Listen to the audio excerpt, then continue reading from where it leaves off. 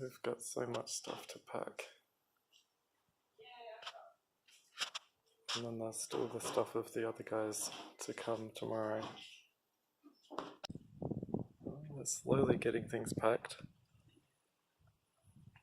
I think we've worked out the best way to get all the camping stuff packed in here. So just test fit the GS and the Husaberg on the trailer, and they both fit. Well, we're almost all packed now.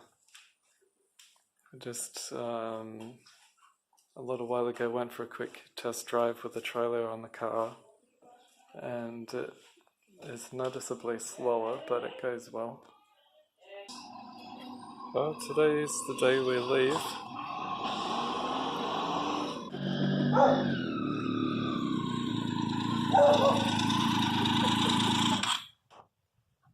So we're almost ready to go. The Tiger and the GS and the DR. The car is very full. It's probably a bit overpacked, but it'll be fine. Well, it's almost time to go. The other guys are just getting ready. It's good to see. Hey, there's a cat down there. There's a GoPro on the Tiger and on the DR, so that's very good that I'll be able to get more footage. It's a good cat. Right, well, it's pretty much time to go. It's 10:22. It's taken a while to get everything ready, but you know, it's the first morning of the long trip, so yeah. And the plan for today is to go to Southern Cross, which is about a bit over 400 k's away, and then camp at the caravan park there, hopefully. Pretty sure I've stayed there before at least once. Oh, I think it's time to go. So we're just going to go down the road a bit and get fuel. I'm going to be going behind. There's the GS ahead and the DR and the Tiger.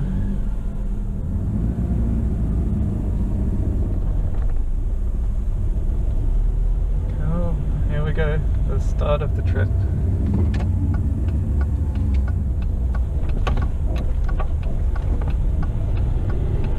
Should be really good. Very different from our other trips. 50 meters at the roundabout, take the third exit onto Biara Road.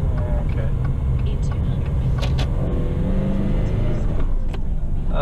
Because in the other long trips I've done, we haven't really done a lot of gravel roads. So there's going to be quite a lot of gravel. A lot more than I first thought. So yeah. And then I've got a radio, like a CB radio, so I can contact Paul, and they have little communication devices on their helmets to talk to each other, which we've never done that on long trips before either, so in a minute I'll have to test the call function on the radio to make Paul's radio beep if something has happened. So I'm going to test the radio. That was the radio test. Yeah, that worked really good, Freddie. That's good. And I just saw the postie. Alright, well here's the first stop, or the first fuel stop of many, many fuel stops to come.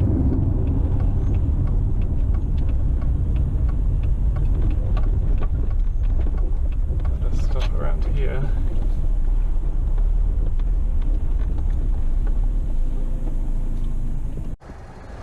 So I had to go back briefly to Paul's house to get the table that was left behind. So now we're leaving the fuel station, the bikes are all full, and I'll just get a bit of video going down here and turning off onto the main road, and then I'll get more video later. Hopefully the sound is all good. I've got the window open at the moment, air conditioner's off.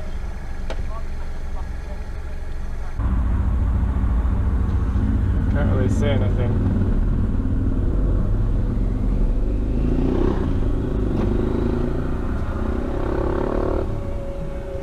Surprisingly, a lot of traffic along here.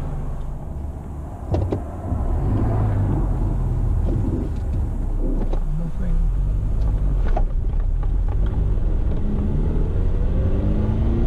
And the car is so slow and heavy.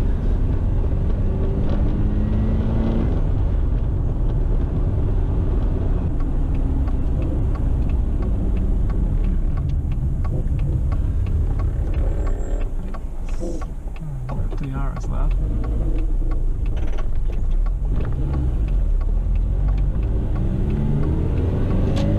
Hill starts are going to be a challenge.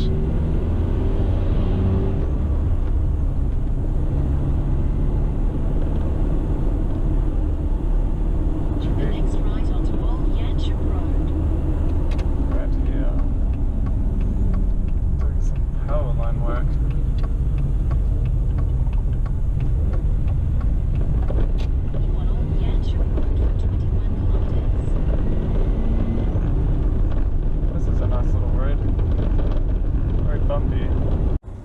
So just coming into 2J now. You for 3 kilometers.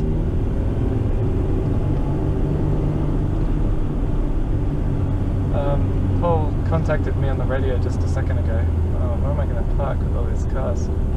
Oh, there's the Coke Cafe. That's pretty good. Oh, Cola Cafe. And there's a Honda thingy, I can't remember what it's called.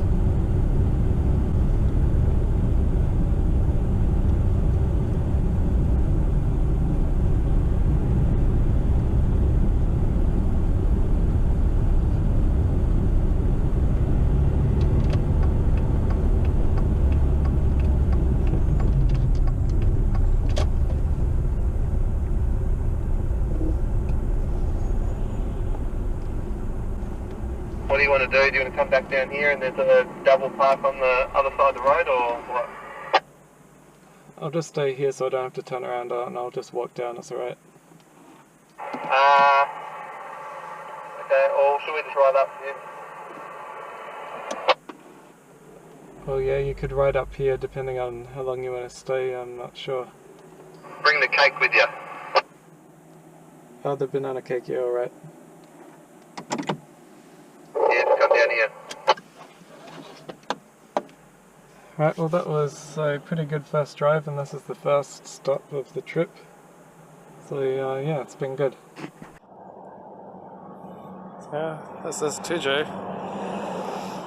Stopped here and camped earlier this year. It was pretty nice at the caravan park.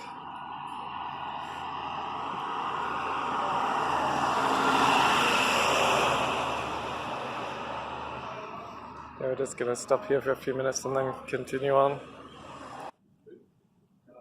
Yeah, trailer light adapter broke. Just an old thing. It's no good, so thankfully the fuel station had another one.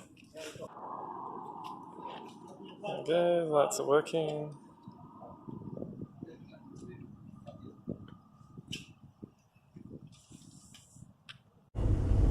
So it's just lucky that Paul happened to notice that the trailer plug was coming apart.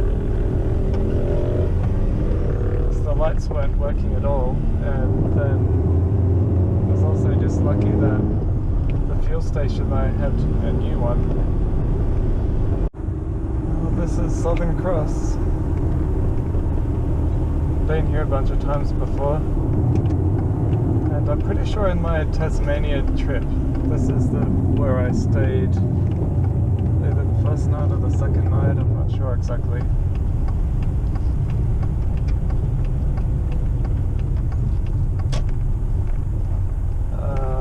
But yeah, we're gonna fill up with fuel here.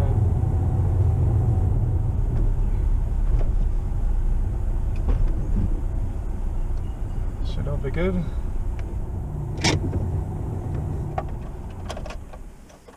It's been a really good drive today. good first day, not too long of a drive, and everything, well, besides the trailer light cable breaking, everything went well. Right, well, we're going to the caravan park now.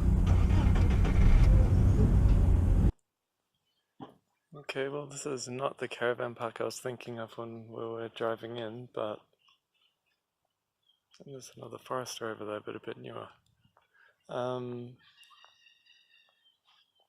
sure I've stayed here before, but before this nice new building was here with toilets and laundry and stuff. The rest of the caravan does look familiar, and we're camping over here in the dirt, but it'd be better than on this compacted ground where the caravans go. Would be a good enough place to camp for the night to start with.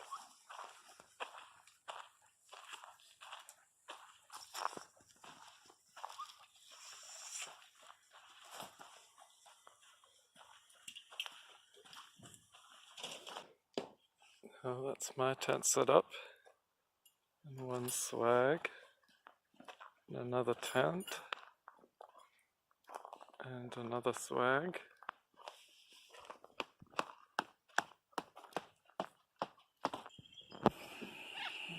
The first of many cups of tea to come with my favourite tea.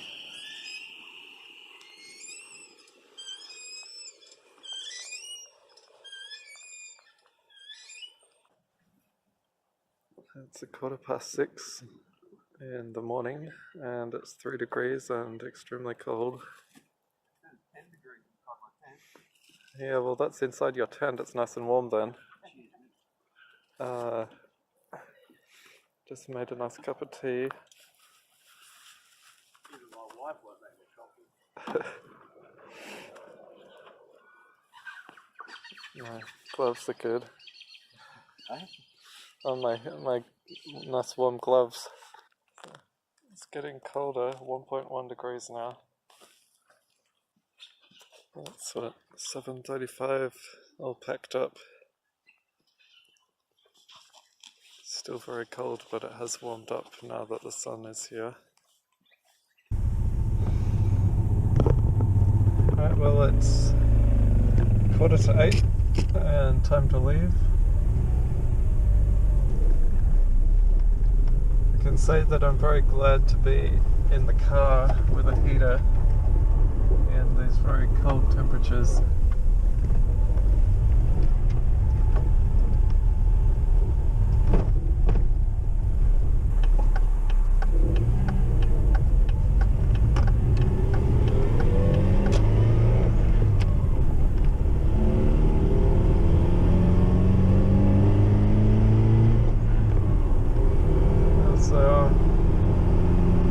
Decent first night camping. The first night's always the hard one because you're not used to it yet.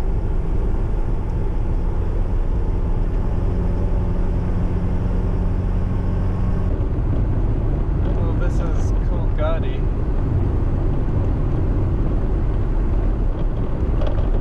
Camped here once a few years ago.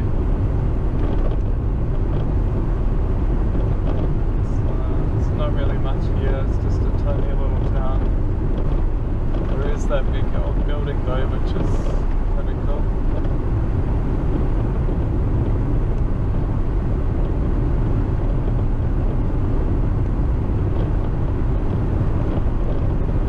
Thought that might have been stopping here, but it doesn't look like it.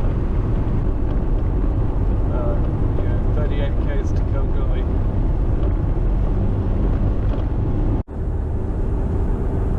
This is Kalgoorlie.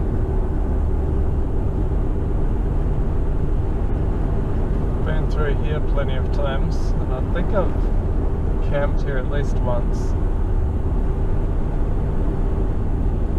The others I stopped at the BP fuel station down here somewhere. Yeah, so this is Kalgoorlie. Stopped here for fuel and a bit of a break So this is the first stop of the day. So we're about to go to the super pit, which I also got on video in my Tasmania trip. So we're going to the super pit now, which I said just before. This is the main part of Kalgoorlie. I just remembered that I camped here just a few weeks before my Tasmania trip. I came here on the GTR 1000 with the GTR club.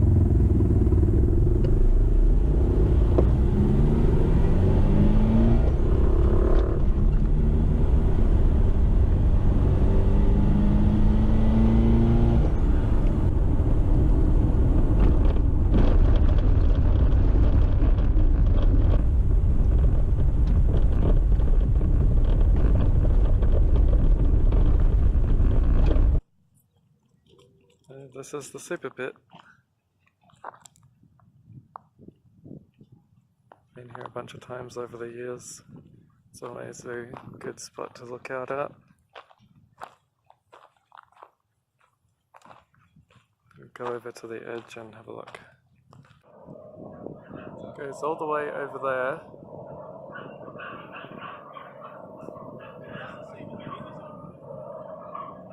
And down there.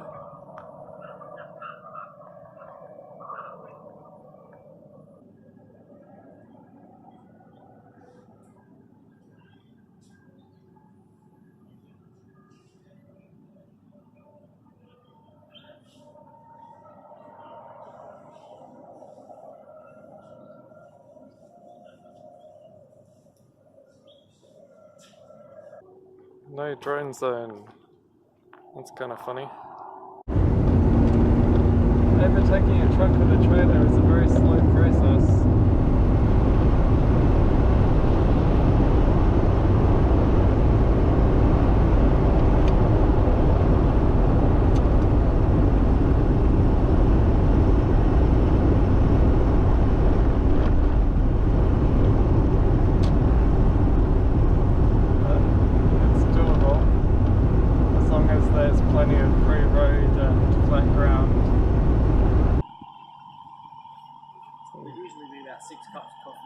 Good roadside coffee.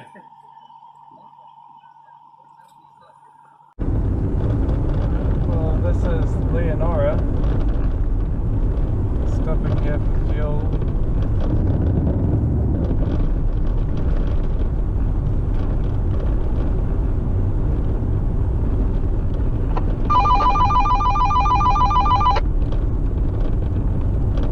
Yeah, hey, I just almost at the 50k sign.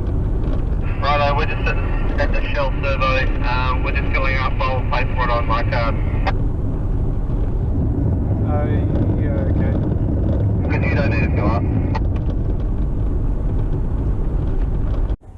Yeah, so next we're going to Laverton, which is about 125 k's away, and then we're staying there for the night. But I have stayed here once before, or at least once before. There's another, not sure what sort of bike that was.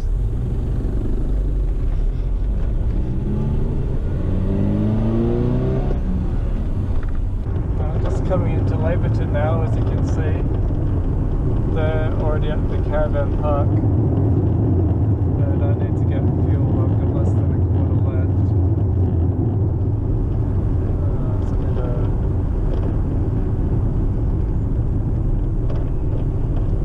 see where the fuel is. Oh, here's the fuel.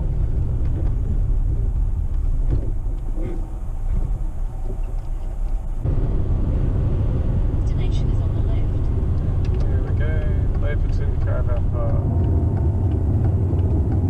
It's funny how they've got a big gate and big fence.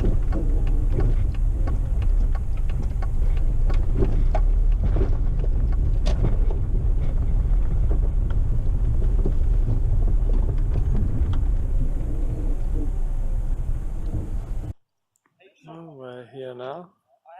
And we've got grass.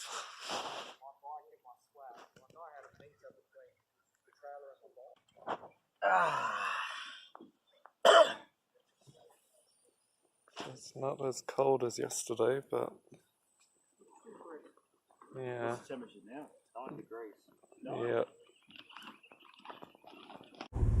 Alright, well today is going to be a very interesting day where, well, it's going to be almost all gravel, and tomorrow's going to be almost all gravel.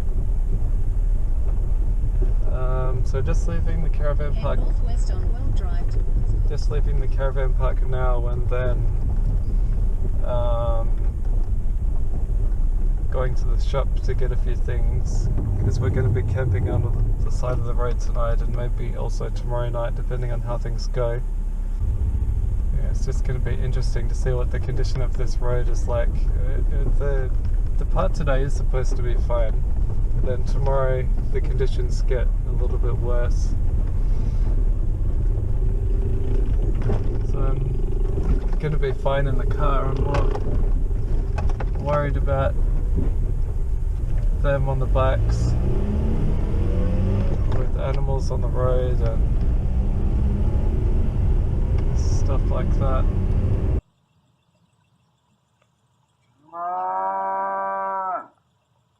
Not sure if that's really focused.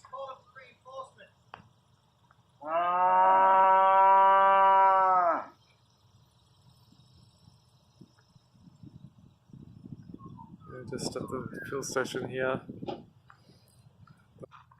At the start of the Great Central Road. Huh? Oh, yeah.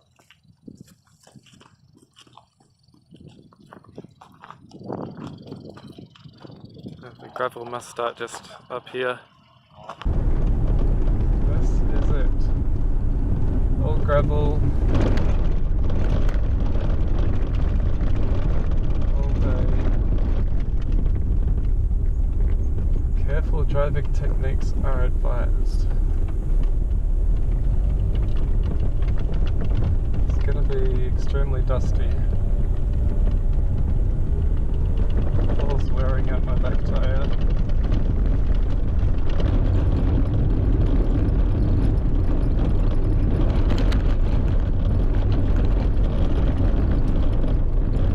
So much dust.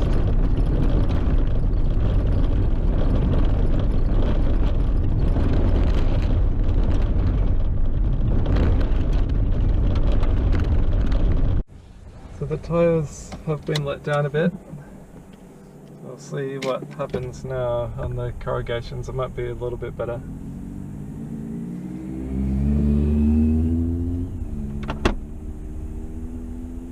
So they've let their tyres down as well.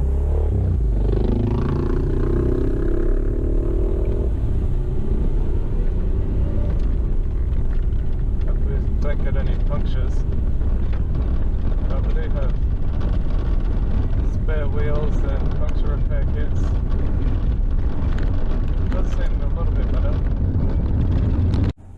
I just stopped here for a minute. Paul says he's loving it on the GS and that's handling it really well. The DR has no problems, but the Tiger, like me, I don't like the feeling of like the bike kind of wandering in the softer bits and is going a bit slower, which is not a problem, but yeah, he just doesn't like the soft stuff like I don't like the soft stuff. Yeah, I'm glad that the GS is going so well. So the Tiger is going on the trailer and it's going to come with me in the car. It's just not comfortable on the gravel road, especially in the soft stuff, and apparently tomorrow the road is supposed to get worse. This is important to get documented for the video.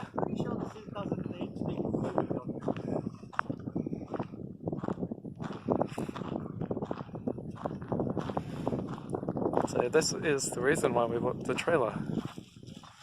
It's going to be a bit of a squeeze to fit everything in, but we'll manage.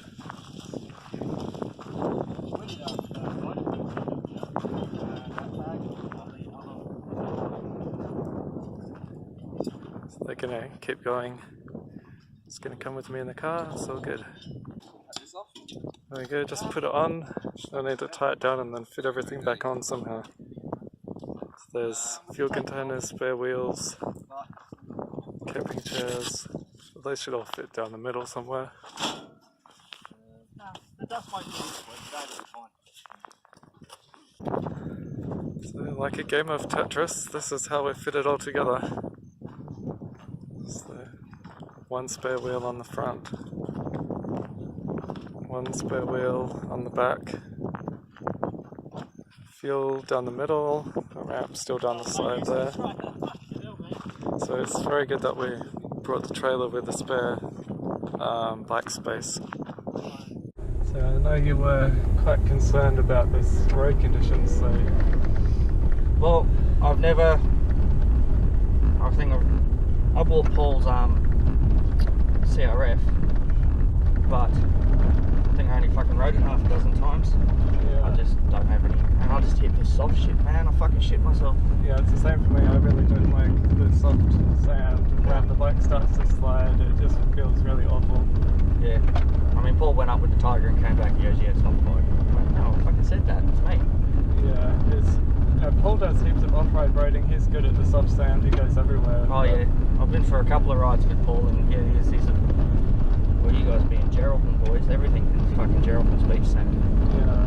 They're just used to the sensation. It's just a sensation. I fucking hate it. Yeah, same. There's no way I'm going to do 1,000 Ks of living on the fucking edge. Yeah, that's exactly how I would feel if I was trying to ride on this Like road. that, you can see them drift in the soft stuff. Yeah. And the bike does, it just does that and does that. Yeah, Paul's loving it on the GS.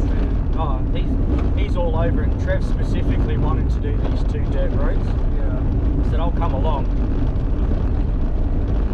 But that's why we decided to bring the trailer.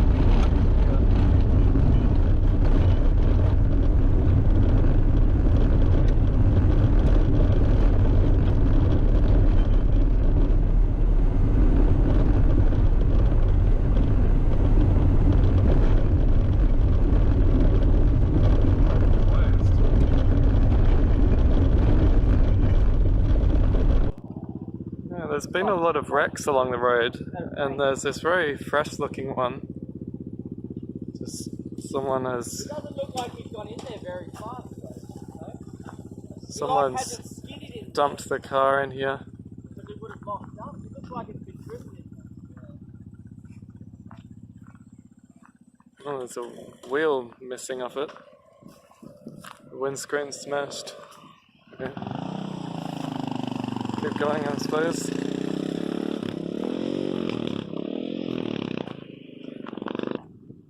I've been going along this road for quite a while now. It's going all good.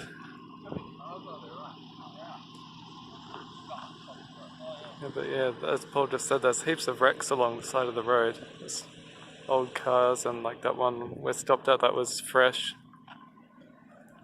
So we're on our way to Warburton, and there's still quite a way to go. The car doesn't have much fuel left in it, but there's still all this fuel in the trailer, so that's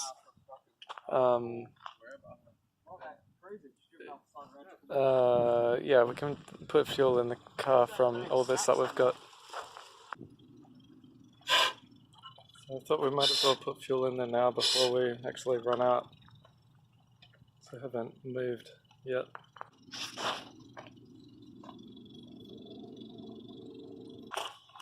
I wasn't expecting there to be a roadhouse out here, but there is.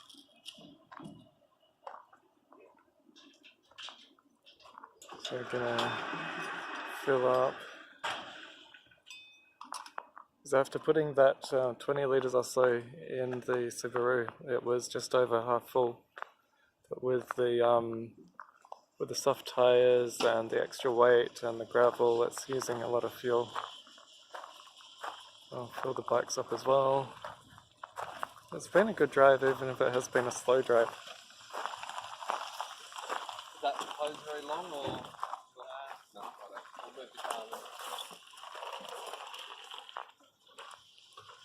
I'll refill these containers in the car.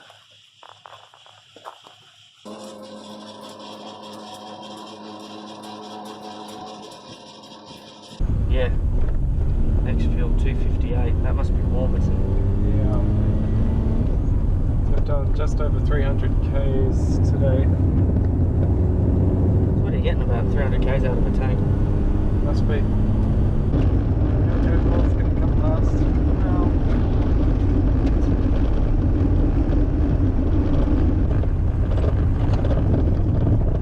I was just wondering where you were. At Warburton Roadhouse. There you are, I can see you now. There where the fucking cages are? Yeah, there it is. Yeah, okay. This is Warburton. No photos permitted. Oh, good thing we're getting video then.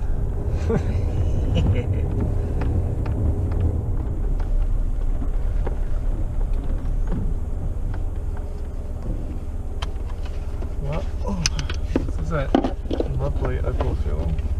It was fuel at Warburton. Now we're going to find somewhere out of town to camp because we've been told by at least one person not to camp here. We've been told by 3 people in Laverton, don't stop at Warburton. And everything's got a fucking cage around it, so I'm guessing that's probably a good call. Yeah.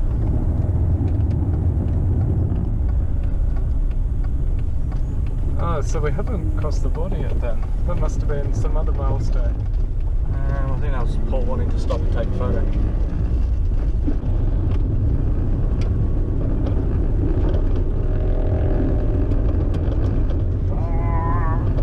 He must be having fun on that. Yeah, he's having a ball.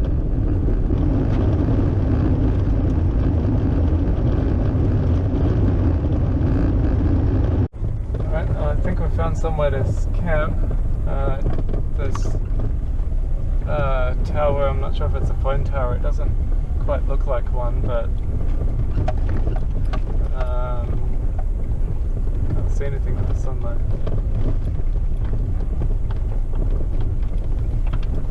Paul's just gone back to find Trevor because he missed the turn off, but he called us on the radio so we knew to stop.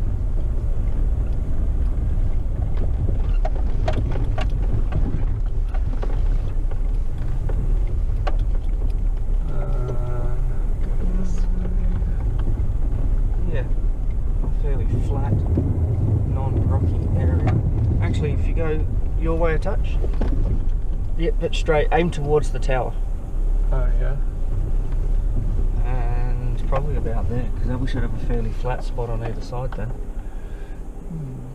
And then when we want to go out, you can just do a lap and then go back out. Yeah, that looks good enough. Well, it looks like this is the spot. The middle of nowhere. People have camped here before. Here they come. Watch them come up.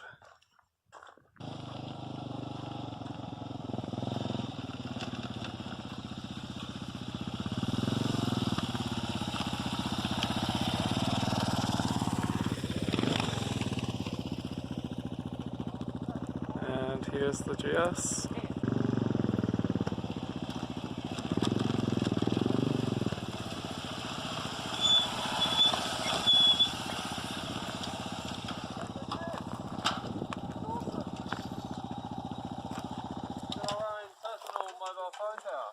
And Mobile phone. Ah, well we can pretend it is. Yeah. How do they go put your thumb up? Okay. Wait, hold on. Did you just hear it happen? no. Let's ride on sunset and the tent is up. Today was a pretty good drive, except for the roughness and the window getting broken. But it was good that we could put the bike on the trailer and Mick would come in the car with me.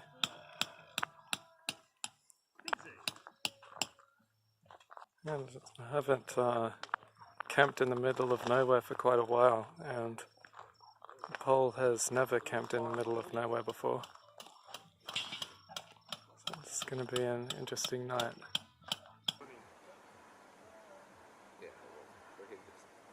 Which is probably border time. I think that's 45 minutes ahead.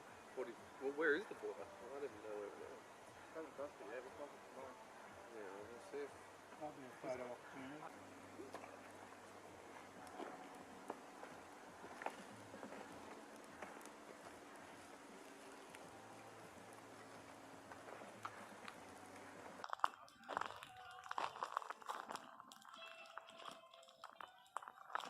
I'll make food! We'll see.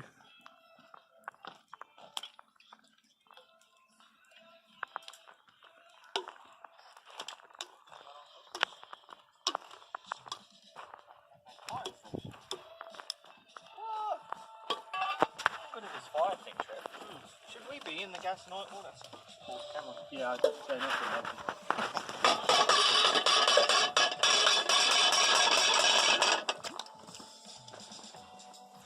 You right there, Trevor? Yeah. Did you get all the dog food out? The dog food. You're just going to mix it all up, hey? Yeah. That's They're all. two the same. We got two of the same flavour. We're not complete Yeah. animals. Trevor, I just said we're not complete animals. What else are you going to get out?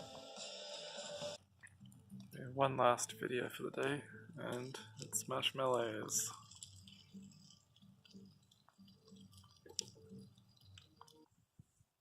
It's sunrise. The time doesn't really matter out here.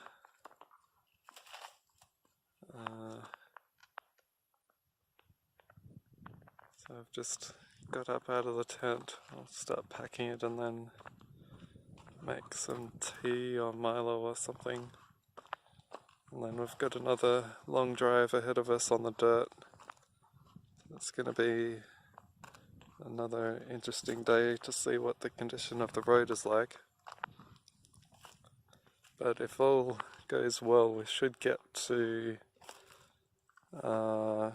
almost, well, yeah, we should get to Ezrock or the resort place just next to it. I need you to hold this. Just don't stick it on the glass yet, just hold it Okay. in that corner. Oh, that's tough tape.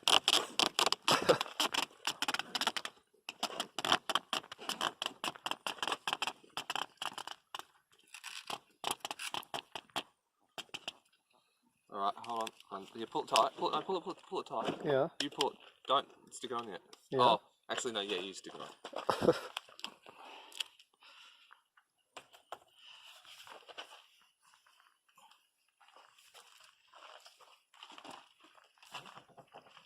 Oh, sorry. Yeah.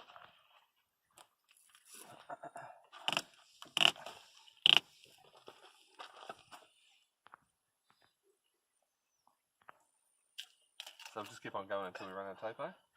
So all packed and ready to go. Much better packed now than what we had to do on the side of the road yesterday.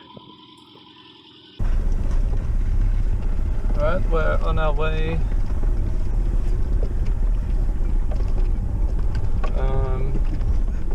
It's been a very nice morning.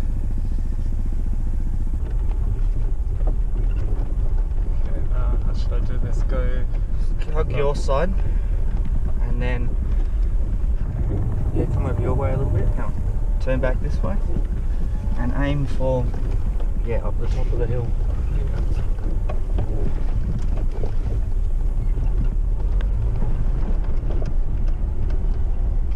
Stop here to get out of my range.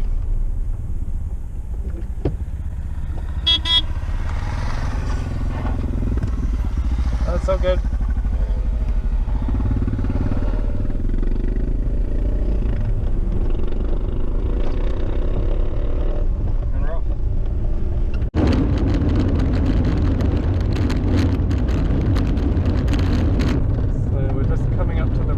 Now we came past the turn up because it wasn't signed very well.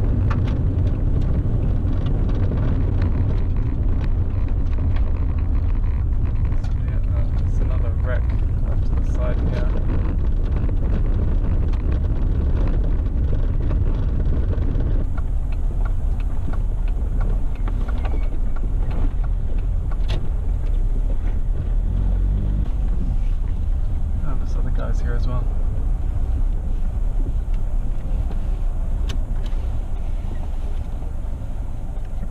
Right, well this is it. Well, this is the first stop for the day. I've done about 200k so far.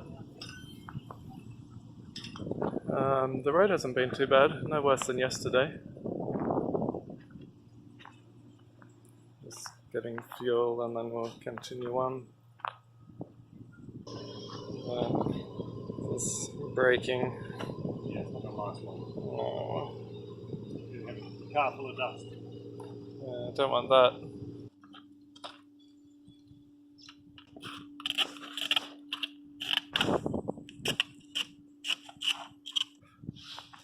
Taped up around the edges and on the outside.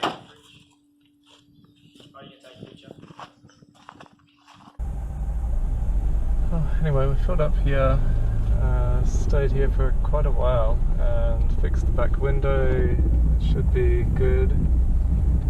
Now we're going to continue on.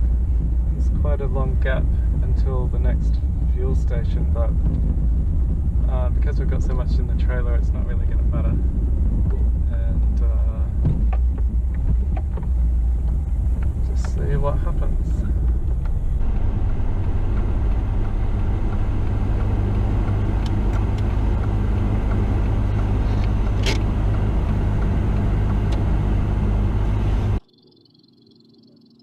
The window seems to be secure, so that's good.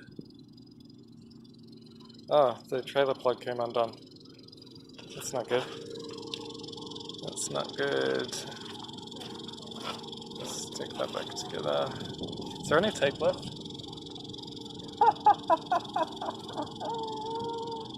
Oh, that's funny. The problem is, this is too heavy. Yeah. So, kind of fixed it, but we'll have to get a new plug and stuff at Alice Springs because get something a bit more secure. It's not a very big hill, very rocky. It's like all rock with sand sliding down the sides. Yeah, so this is the border. There's WA. Still not sure if that's really focused, but anyway.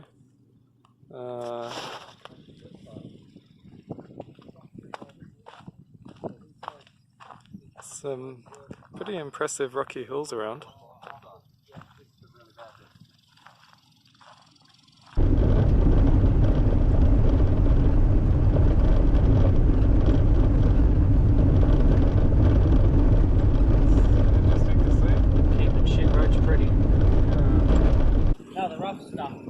We've just stopped here for another quick break. We've done about 400 Ks so far today. Paul just took the DR for a quick test ride for something to do, I think. It's interesting to see the grader back there, and we passed another one going in the other direction.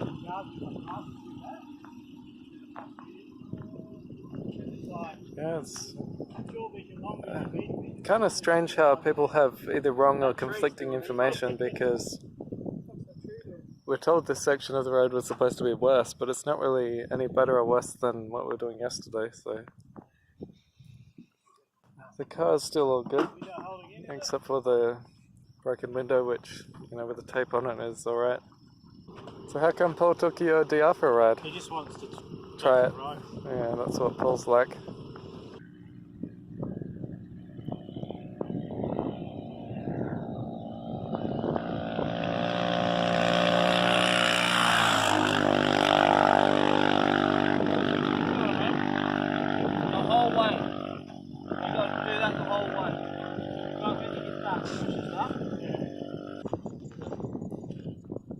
Yeah, that was the first time the GS has ever run out of fuel. So we just put the 5-litre container of fuel in there, and that's where we're going over there, which is hard to see.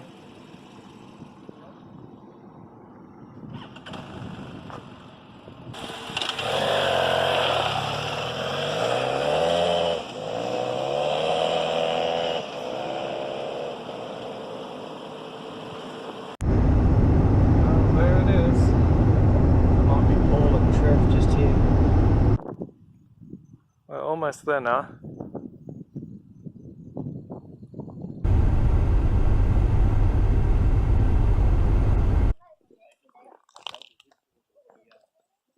here's the start of it. It looks more orange in the video than it does in person. It's more brown than orange, but yeah, you can already see here that just here the smaller rocks glued together by large rock. We'll go over there and have a closer look. It's a very impressive view.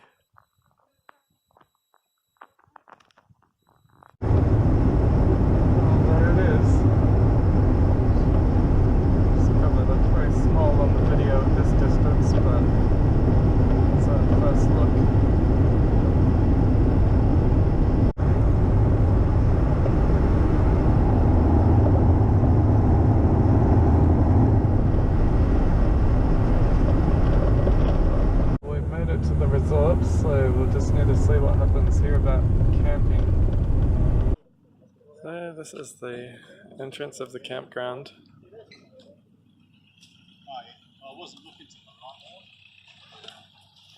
So I've got no idea what this place is going to be like.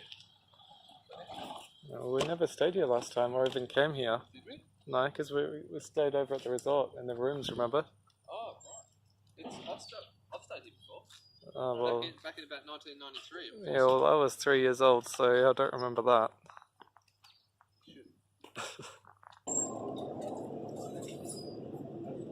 That's where we just were. Paul, what's your venture on the car? WN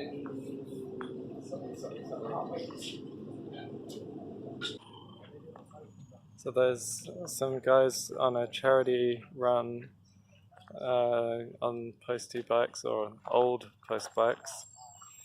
Very, very old ones, because we don't use those anymore. Now we just need to find a campsite somewhere. Are we allowed to camp on lawn 19?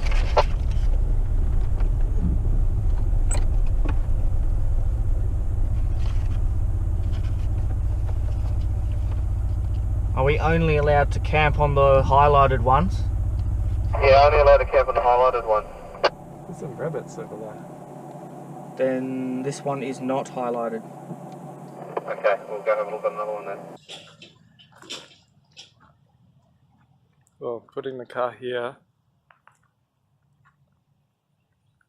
and then camping over there, and there's another bike.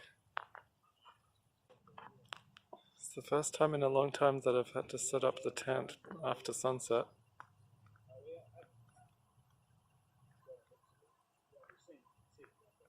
But it's been a really good day. The road wasn't anywhere near as bad as we were told or expecting. So we've all had a good day, and yeah, I'm going to be riding the GS tomorrow.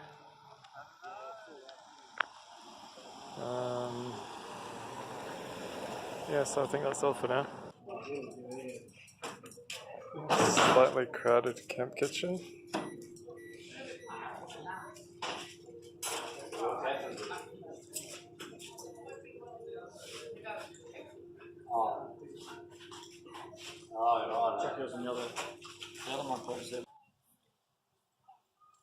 Well, that's tea done with now.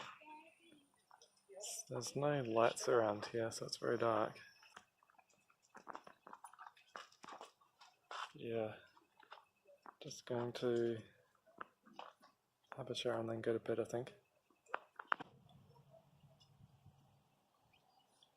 Today's the first day we're not doing any travelling, so we haven't had to pack up. In a little while we're gonna, or after breakfast or whatever, we're gonna get the bikes off the trailer, and it's gonna be good. The bikes are off and going, and they're super dirty from being on the trailer and the dust. We're just giving them a quick clean.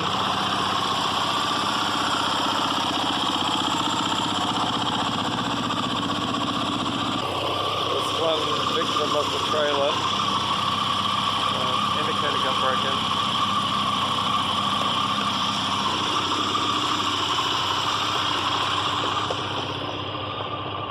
rest is all good.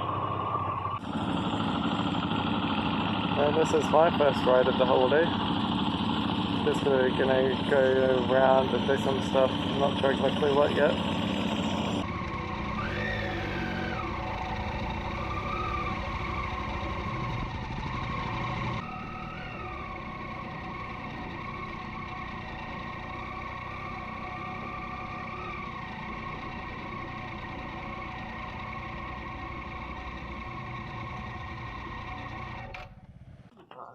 Yeah, that's an F800 adventure from Europe. Oh, that's awesome. This is Touratech, but it's developed by the. So it's called Touratech Extreme or something. So it's really state of the art. Touratech And it's suspension. developed from two engineers, very good engineers from Wilbus. And here you can see the fully adjustable forks. So I started my trip in the headquarters of Touratech in Germany. Yeah. They have a big event there, so they sponsored me the suspensions. Yeah. Wow. But they. But it's worth. It's really worth. How many cases are done? Huh? How many kilometers is it done? 50,000. That's I started with 5,000 Yeah. almost a year ago, and I did 50,000 now. That's done 118. Really? Yeah. Cool. Yeah. The engine is perfect. So I'm just looking at this little shop here. They've got digital video camera cassettes. That's ancient.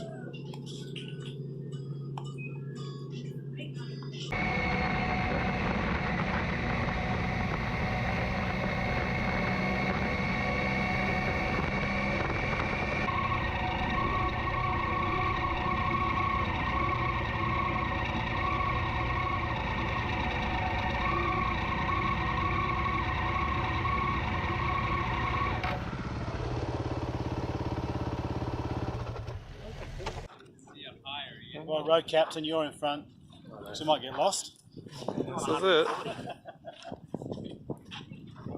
And it's actually open for climbing at the moment. But I'm not going to climb it. I don't really care about climbing it.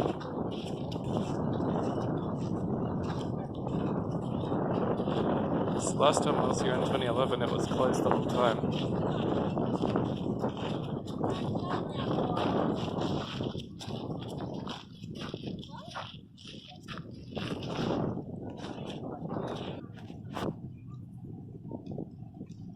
What are those things called again?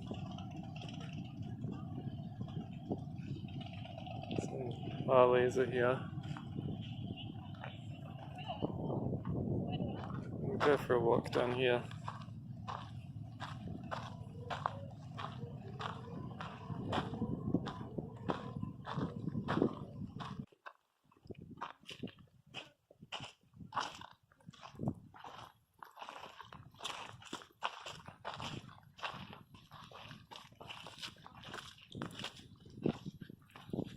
And we've climbed a little bit of it now. That's good enough.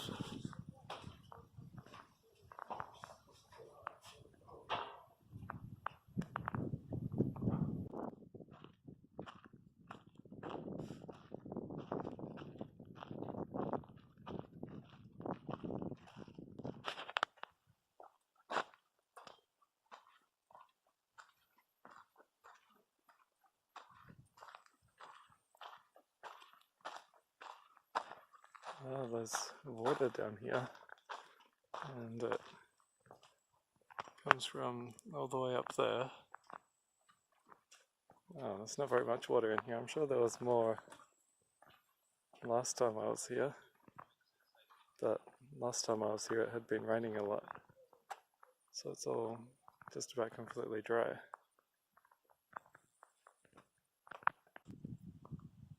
Looks like one of those wildlife cameras that they're keeping an eye on this little water area.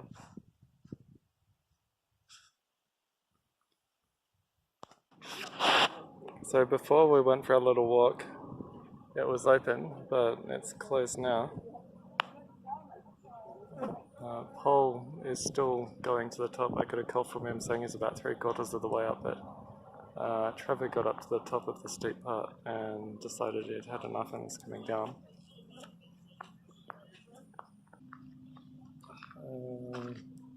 So we came back here. Paul was still climbing the Azurok, but he should be back soon. Well, it's sunset, and we've come here to get some photos. Well, Paul and I have come here to get some photos, or he's come here to get some photos and I've come here to get some video of the Husaberg and the GS, which is so good.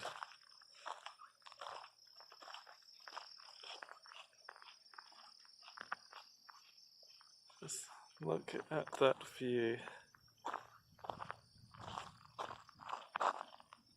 I don't think we're really actually supposed to be stopped here because of the yellow line, but we're stopping here anyway. There's the bus. It doesn't focus very well when it's zoomed in, and on the harsh lighting conditions, but there's the bus sunset viewing area over there, and the normal sunset viewing is down a bit further.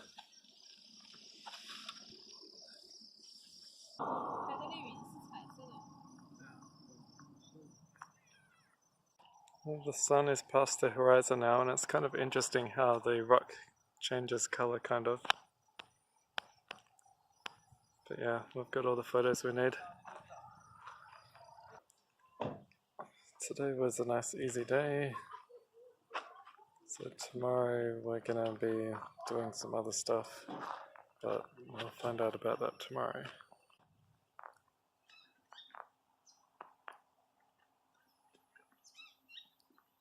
It's time to pack up again. It's kind of cold this morning, but not super cold. It should be a good day as well. We don't have a super long way to go, maybe about 300 k's. It takes a while to pump up car tyres, but my little pump is working well. All packed again, ready to go. Just gonna go straight to the fuel station to get fuel and stuff. And yeah, it should be a good day. Well, it's time to go. Today we've got about 300 k's to Kings Canyon, and now we're just going to get fuel. I need to clean the windscreen. Well, we got a lot of expensive fuel, but at least we're not going to run out anytime soon. It's like 211.9 for unleaded. 227 for premium.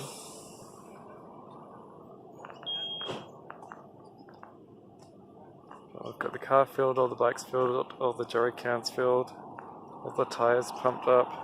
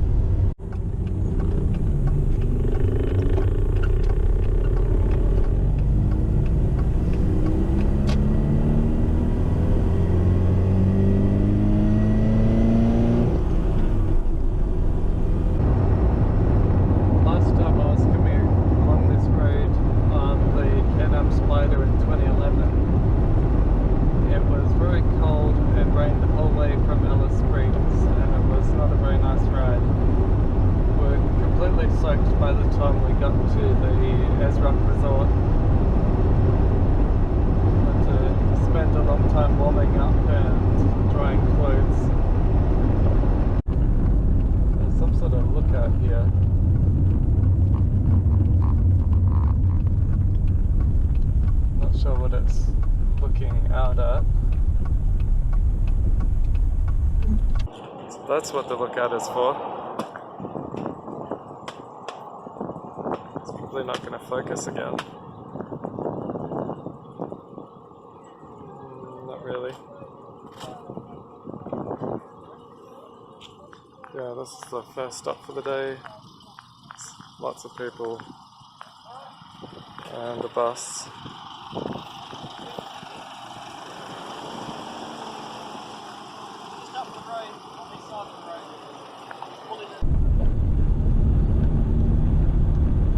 So 165 k's to Kings Canyon.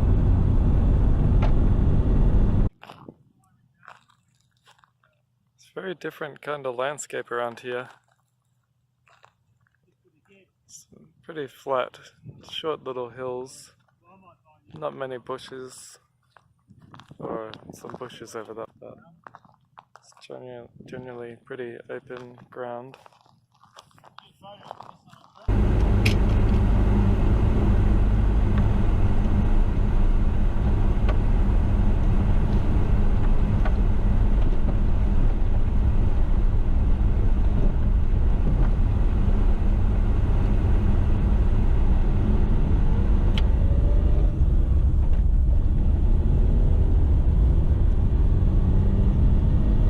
There's only about 100 k's to go now until Kings Canyon. We'll just have to work out where we're going to camp when we get there. Not sure if there's a caravan park or what.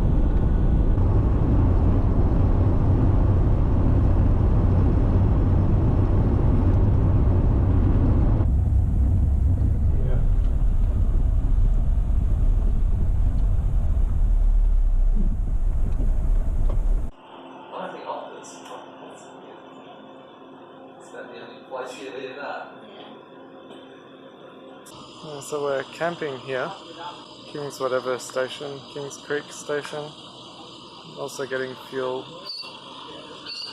The campgrounds are down there somewhere. I suppose after we set up here we'll go to Kings Canyon and have a look around there. So we're going down here for a campsite now. Have to follow the guy on the quad bike.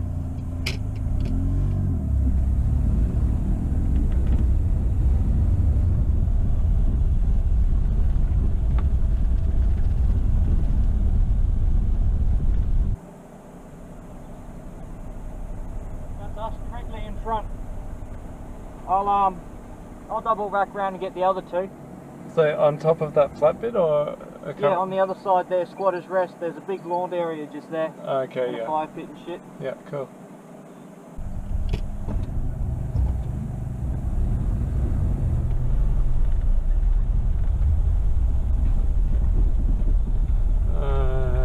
Oh, okay. Looks reasonably good. This is it. So, yeah, not much of a lawn, but it'll be good. Quiet. No lights around. Good, some places to sit and a sink.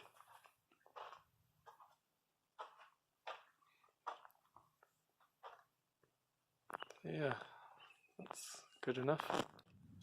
So we just had lunch at the little restaurant cafe type thing at the well, back there, and now we're gonna set up our tents and stuff.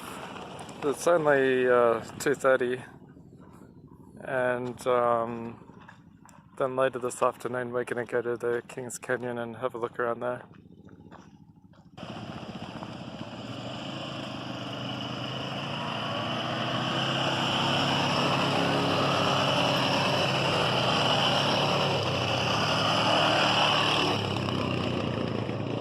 Yamaha quads. Where are they going? They're going the wrong way, I think. It makes too much noise in the video. Oh, piss off. You know what else makes too much noise? Paul. Yeah, if the aircon's off. Don't tell me you're going to leave it off. Oh, look, a helicopter. No, just only for a minute, just shush. For a minute. Look at the helicopter. Bit of a fucking tin can with a motor, that, isn't it? Yeah, and you're going to go up in one, and you're flying the heights. Yeah, but I'm going up an American one. With the Yeah, a bit safer. of paint's not going to make much fucking difference. We're all going in the car now to Kings Canyon, which is very good.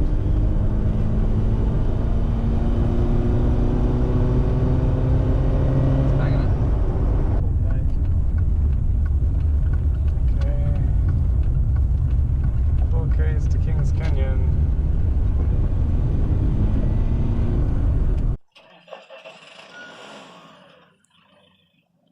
That was a truck starting, and this is Kings Canyon. Or the entrance to it anyway. So it's there's a few walks down here. The shortest one is 2Ks, which what we're doing. The longest one is 22Ks, which they say is a 1 or 2 day hike. There's a helicopter up there. And hopefully it gets more interesting as we get further down. And go to Kings Creek Walk.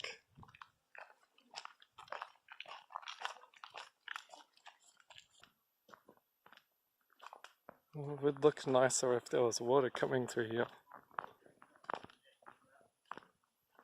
The lady just told me that there's not much to see down here because something has collapsed and they've blocked it off or something. Which, you know, they have those warning signs back at the start with some sort of construction thing. The lady was right, and it is blocked off.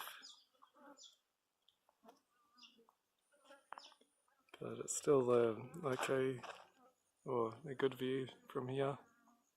But we can't keep going down the path because something has happened.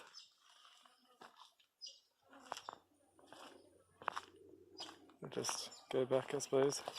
Yeah, that's the sort of helicopter we went on that thing in somewhere. Yeah, I remember that. With all those bats. Well, I thought it was going to be nice and quiet camping here, but there's like a tour bus with a whole bunch of people camping just next to here. So it's not going to be quite as nice as I thought.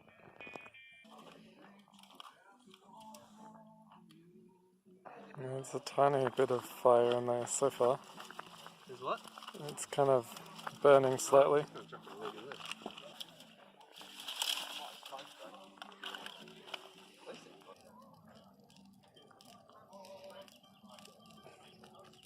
It's a big fire now, but that's just because of all the little stuff.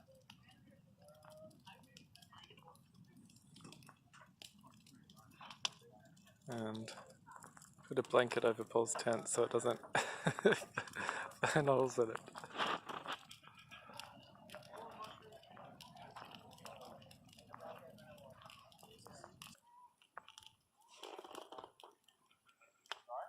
Luke's is safe though, yours is protecting you. Yeah, that's good of your big brother. Look after you.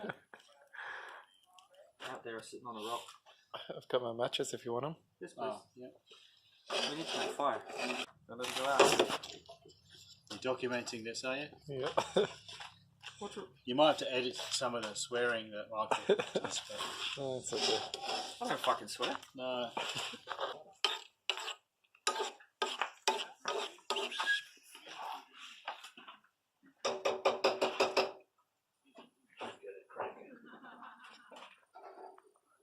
Set yourself on fire there, Trev. Fire's coming around the edge. Well, that is a lot of fire. Even Luke took the fucking stuff back. Yeah, burn the handle. It looks cool, eh?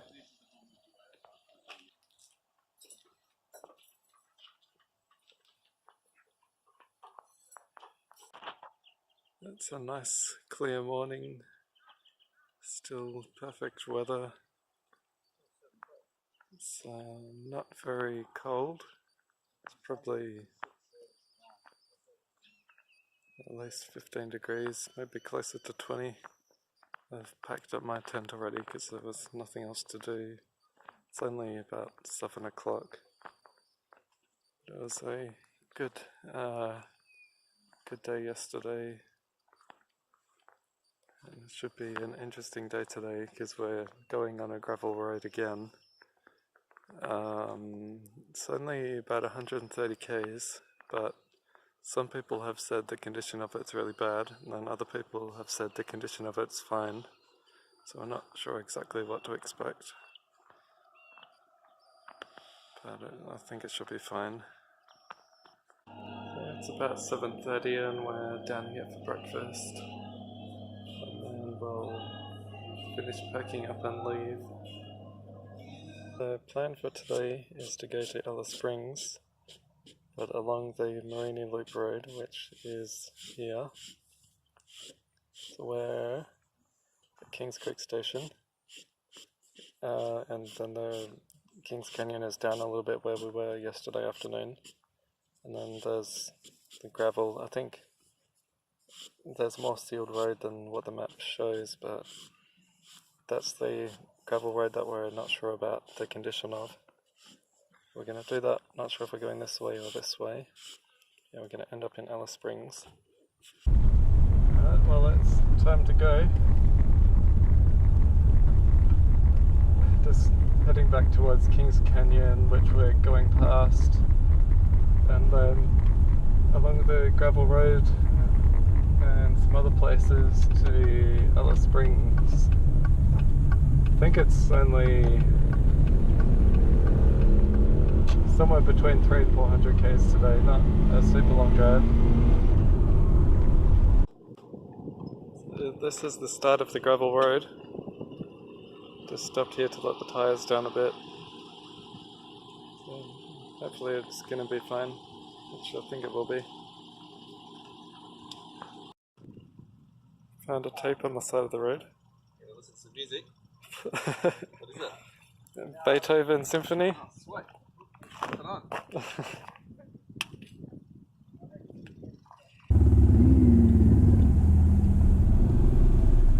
Alright, well this is the start of the gravel road. And Paul's stopping again. But we let all the tyres down. Be interesting to see what the condition of this road actually is, because no one really seems to know exactly, but back there a bit there was a sign saying 4-wheel drive only for this road.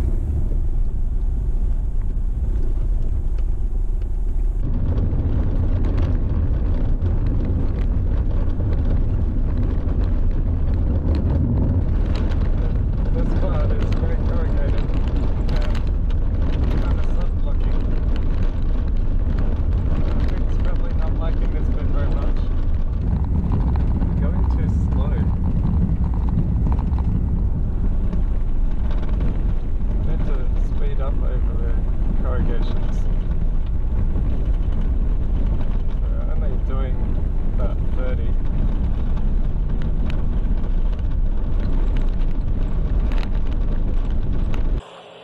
The road is very corrugated, but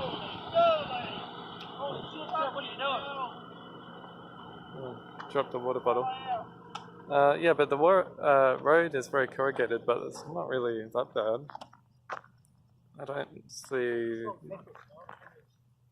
exactly why it's 4-wheel drive only.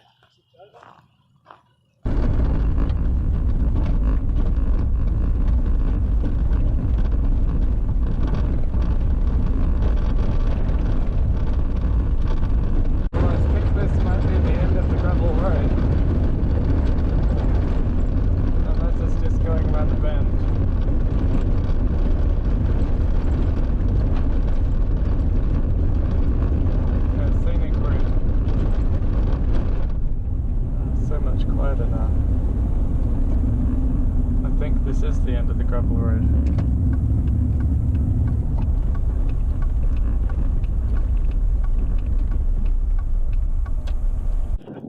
Yep, this is the last, well, that was the last gravel until... Take a photo kneeling down kissing the road.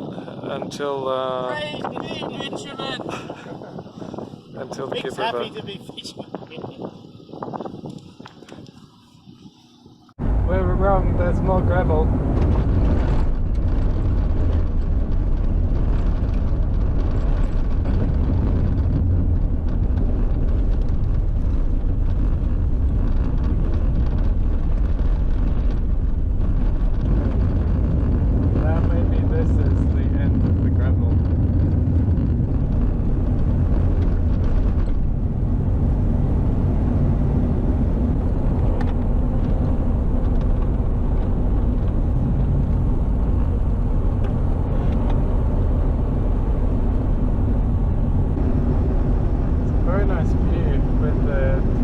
around.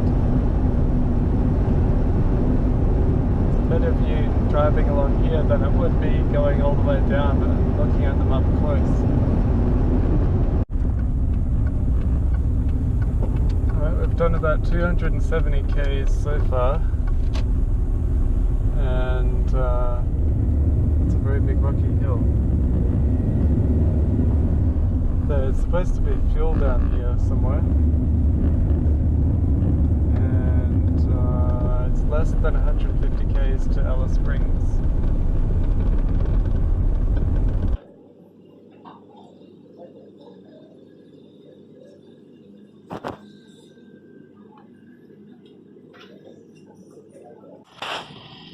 So I stopped here for a bit of lunch, pumped up the tyres.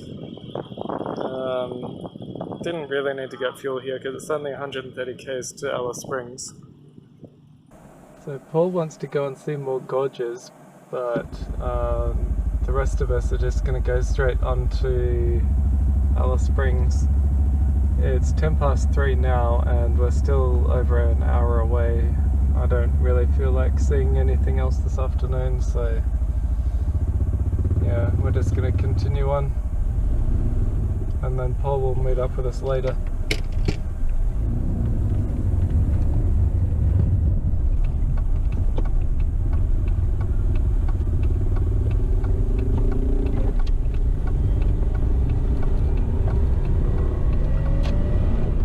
There we go, 131 k's to Alice Springs. We're just about in Alice Springs now. Take the next left onto Larapinta Drive, State Route 6. And just heading for the caravan park. The others aren't really sure where to go, so I'm going first.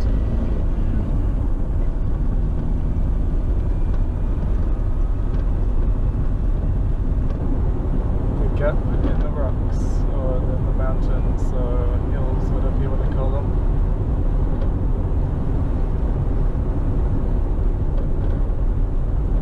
I think we're going to be going through. Yep, we're going through the gap.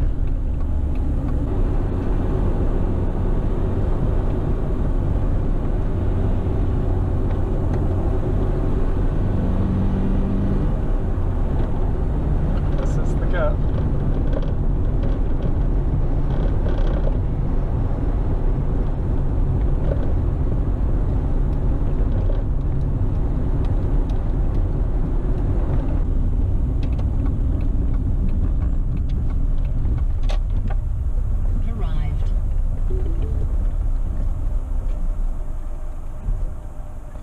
We made it to Alice Springs pretty good.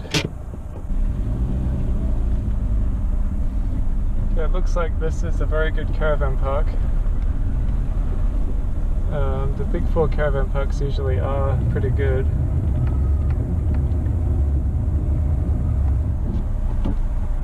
Just have to stop here to swipe this,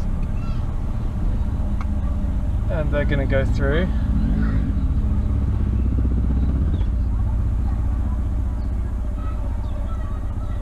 And I'm going to go through.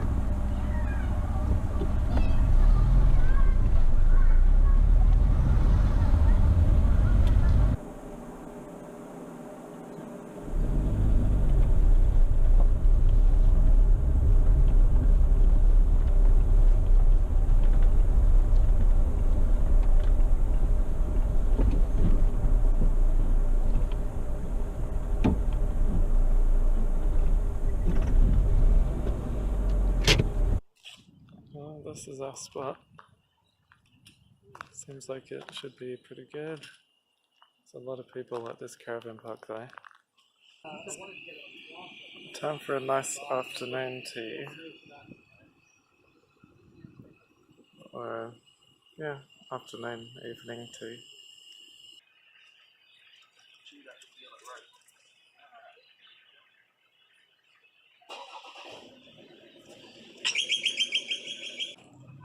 Well, it's time to pack up again for another day.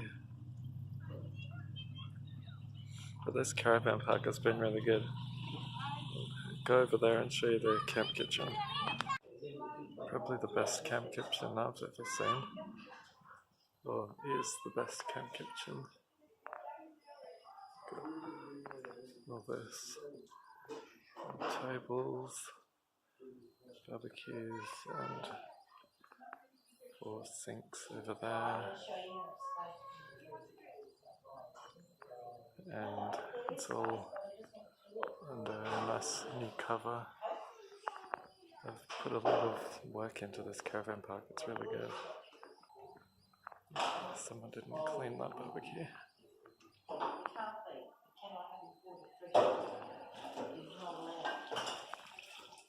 only important is the ham and the bacon.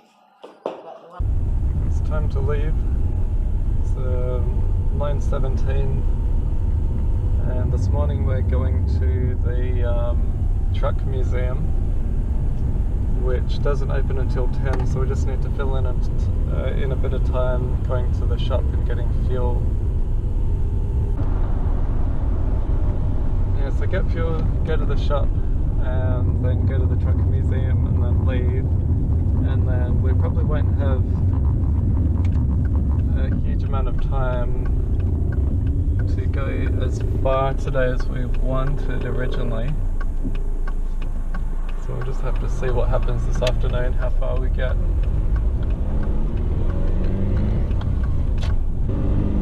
We're almost at the truck museum now.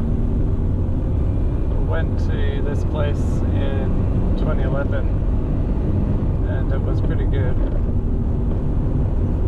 We're running a bit late because they spent a while in the shop getting a lot of stuff. It's 10:38 now. We're hoping to get here before 10 to go in right when they open. There's another DR and an old GS. Problem you might have there, an underlying sexual Very old. issue, connotation. Oh no, from WA as well.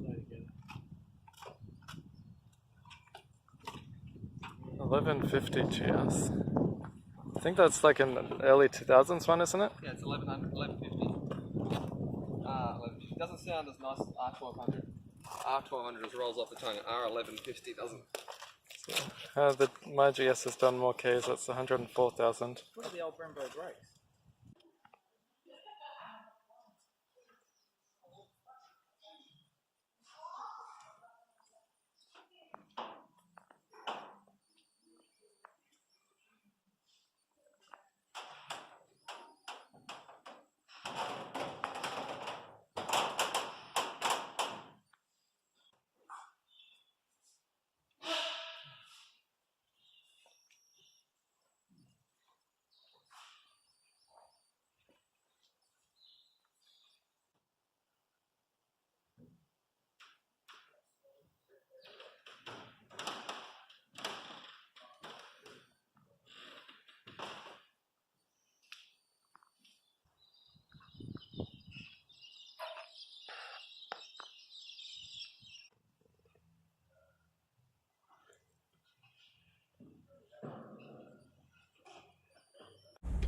Well, it's about 10 past 12 and we're only just leaving the truck museum now.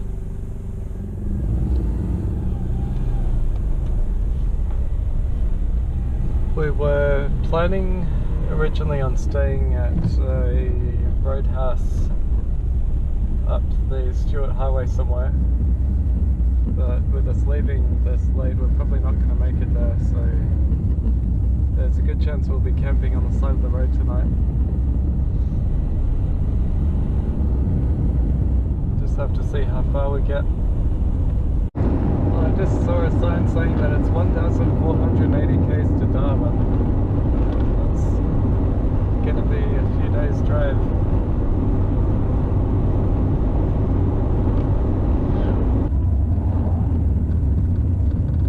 Yeah, there's a line painter.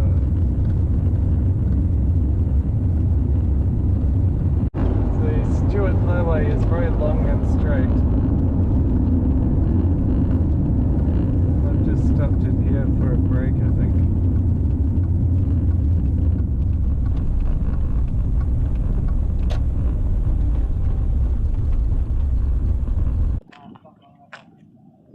stopped here for coffee and a break. I've only been going for about 100k so far, but there's just very long, straight, flat road. There's not much to see. There's so many flyers. It's so annoying.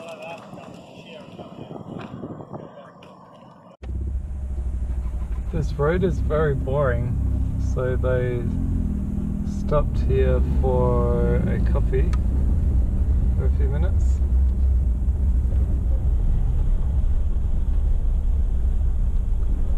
Oh, this is a very old roadhouse.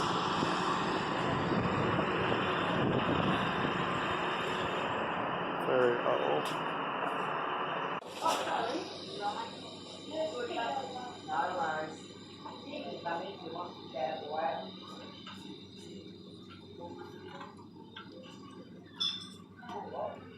Are you going to write anything? You going to write your name? Yeah. Do you want anything garbage?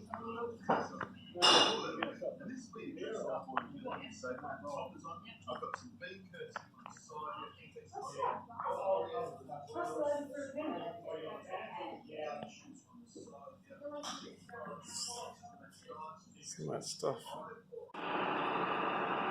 We stopped here in 2011 on our trip, but I had forgotten all about it.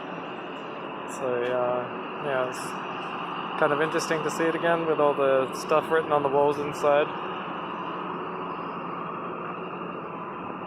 But I think we're just going to continue on now and see how far we can get. There's the Devil's Marbles here, and I'm not sure if we're going to be camping here or just stopping for a quick photo. We'll do something.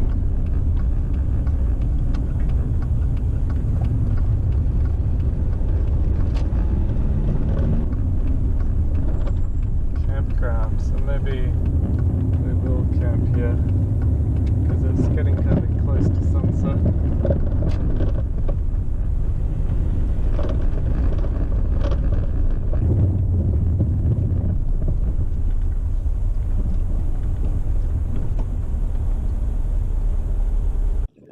This is the Devil's Marbles.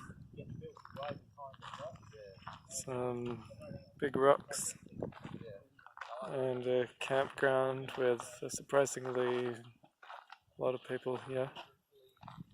So we're gonna set up and camp here. The ground here is really hard, so I've barely been able to put the tent pegs in, and I skipped a bunch of them, like the side ropes and the peg in the back. All the flies are finally starting to disappear, so it's time to make a tea, and then we're cooking sausages and stuff afterwards. It's a really nice camping place, except for the ground being so hard. Put the other one and into the roof. Do we have anything? Like his Harley, the last oil change I would have done for him. He doesn't change the oil on it. Yeah. Pretty cool you guys have never been here before. It was more like a Bit a bit 1200cc burnt, but Japanese cruiser. it'll be good enough. Still heaps to get up and go and Toasted heaps of torque. sausage sandwich. But So this time it's Yeah, good. when I started with the music, it was pretty good. With the road noise and the exhaust, you can't hear it. mine, the road noise through your house. Well, it's sunrise at the Devil's Marbles. So good night. Not very cold, but slightly windy.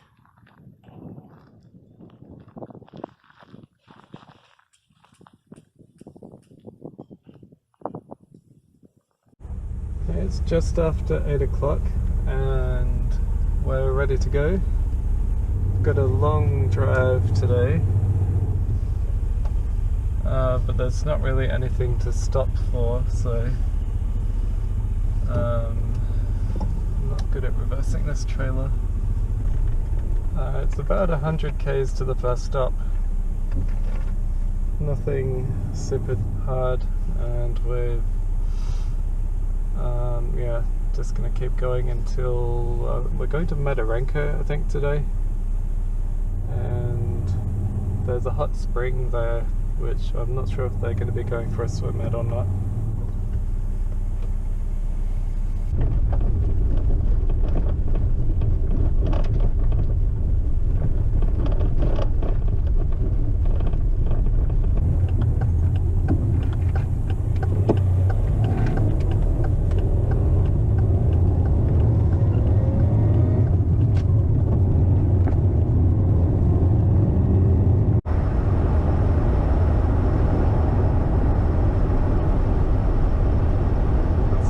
Termite hills.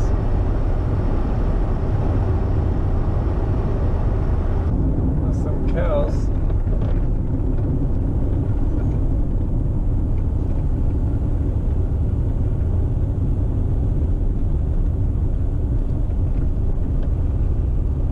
Two small cows and two big ones. So this is Tennant Creek. We're just going to the visitor centre to have a look. I want to find a sticker and things. Well, Tennant Creek is the first stop for fuel. Seems like a decent little town. That's good. I like cats. That's funny to take on for a walk. Come on.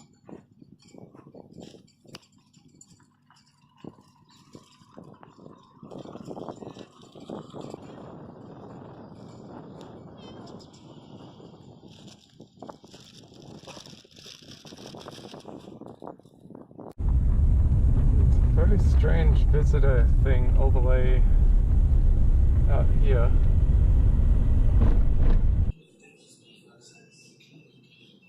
We were just there.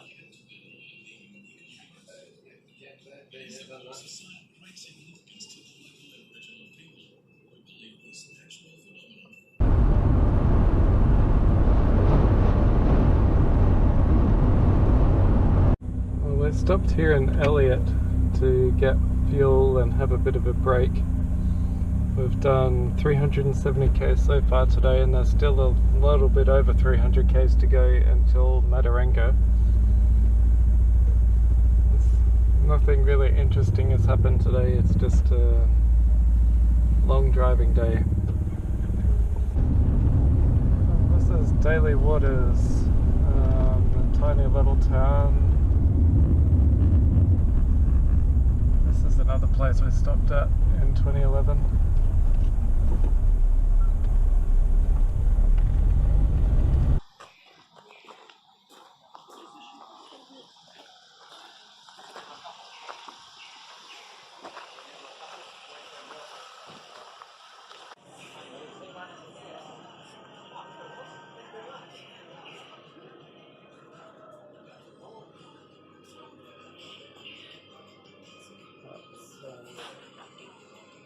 Other stuff.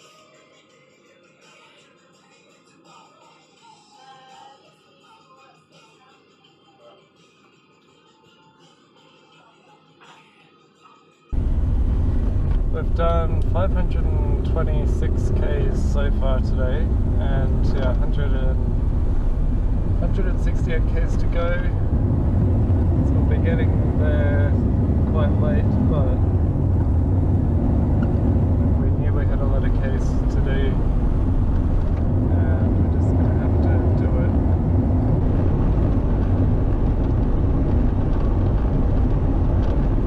Oh, it's a big fire there. We made it to Mataranka. We've done 690. We're at the United Servo. 696 k's today, which I think must be the most amount of k's I've done in one day so far on this trip.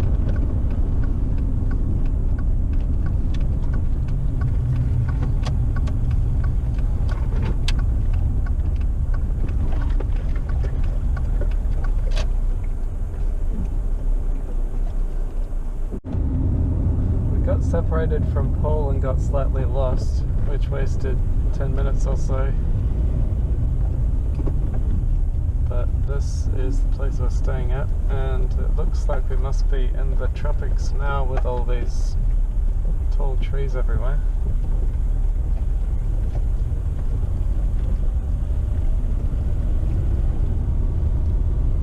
And so it's 6:20 now, and we've been driving since 8 o'clock this morning, so it's been a very long day driving. Over 720 k's done today. It's very different to all the other caravan parks I've stayed at so far. Kind of reminds me a bit of the Pemberton Caravan Park. Well, it's getting dark. The video shows that it's darker than it really is, but just finished setting up. I think we're going to go over there to the restaurant now, where there's some stuff happening.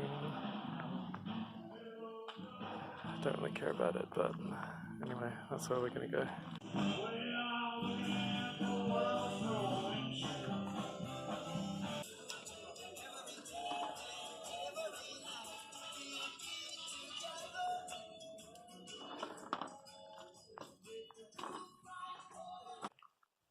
That was more than enough noisy music. The food was pretty good though. Well, it's a very nice morning here today. It's just 6:48 and I've finished packing up my tent. Paul just got up to go for a swim in the hot springs, I think. And I'm making some tea.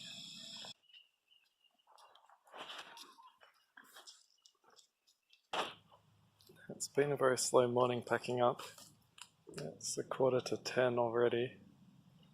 I've got maybe 400 to 500 k's to do today, I'm not sure exactly. But yeah, we'll be leaving very soon. We're just leaving Mataranka now, and then we're going to the Litchfield National Park or something tonight.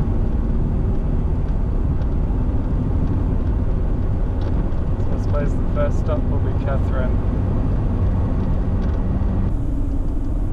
And this is Catherine. Stayed here a few times before, and there's the... we're going to park now.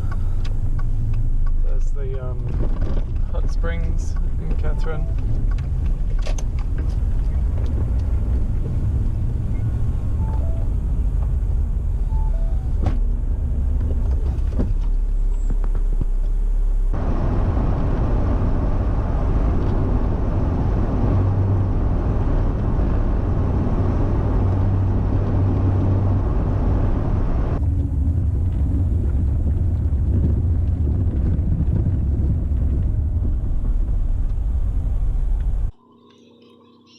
So instead of going on the main highway, we're going to go down this little detour road just for something different. The Tiger is getting some fuel. I think I've done maybe about 250 k's so far today.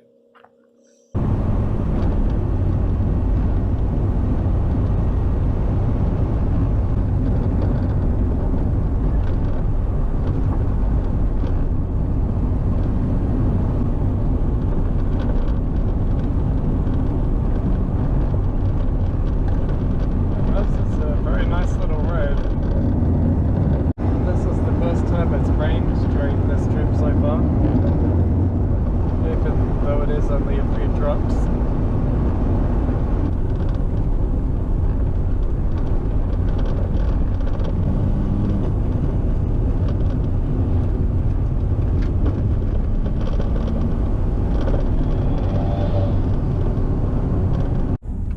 Well, we're at the end of this road now, and it was a really good little road.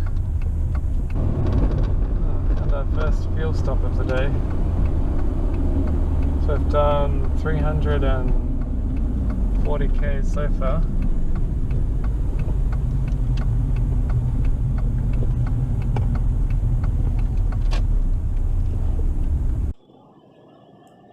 I definitely remember staying or coming here last time, and I have a feeling I might have been camped down at the caravan park at the end of the road there, but can't quite remember. But yeah, we definitely came to this place, and I have this nice grass around everywhere. Grassy castle! Because Paul was trying to remember what the bar or pub was with the nice grass, and yeah, this is it, we found it.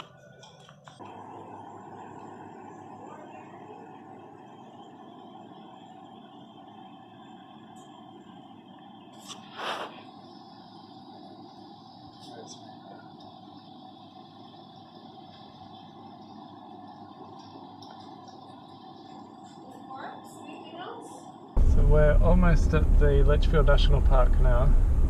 I was just looking at the map of the park from the website, and there are a bunch of campgrounds along, well, in the national park. So we're gonna stop at one of those that has been recommended to Paul. Should be pretty good.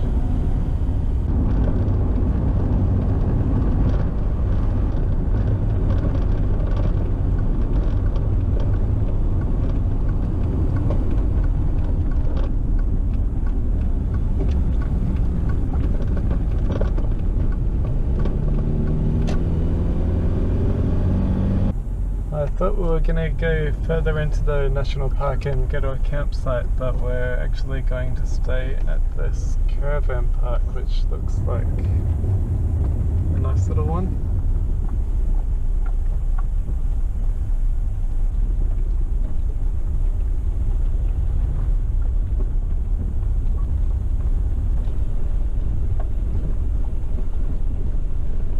Unpowered sites all the way down here.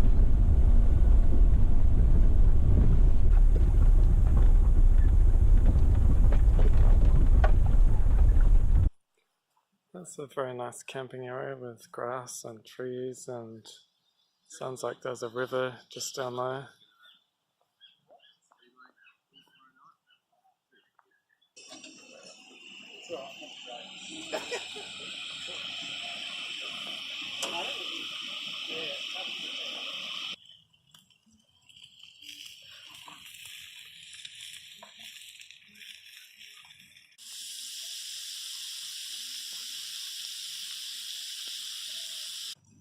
They unconsciously Perfect. feel safer with a wide road and go, oh, now I feel safer. It's been a very nice morning so far. Just finishing packing up, and then we'll be going for a drive around the national park and then going to Darwin. It's time to go. It's a very good camping spot, and it's about 8:25, so we're leaving much earlier than yesterday.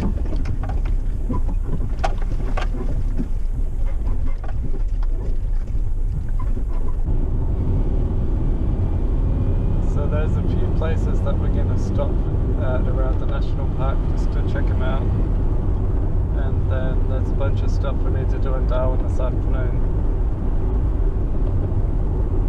So it should be a pretty good day, I think. First stop in the national park. We'll have a look around.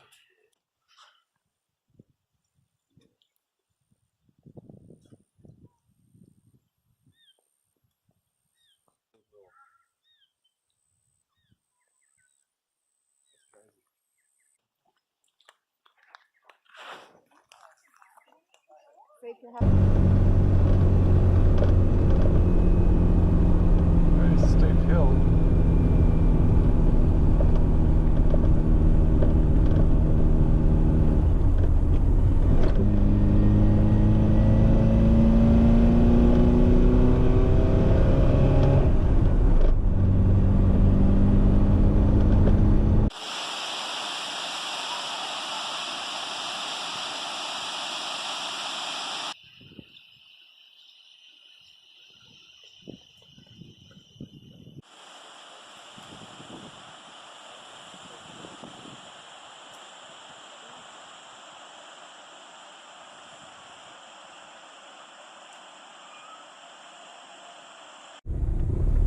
This road in the national park turned into a gravel road just 100 metres back. I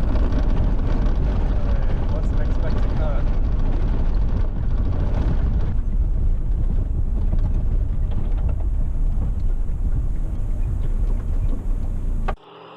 So there's about 15 k's of gravel.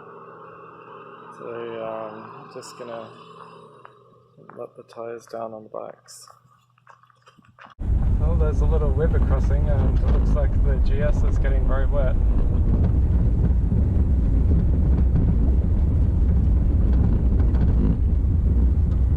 Oh, very stuck. It looks very deep. Good thing it's got high water intakes. And that's, yeah, good luck with that, Paul.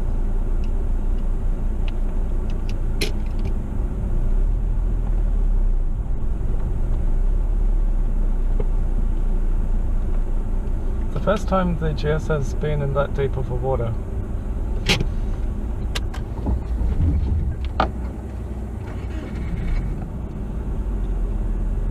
As long as it doesn't drop it.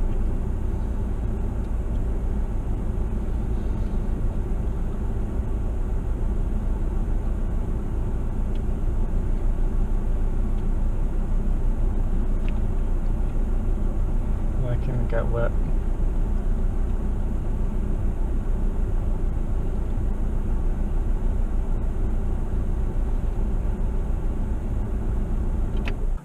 But he's not looking forward to this. Don't drop it.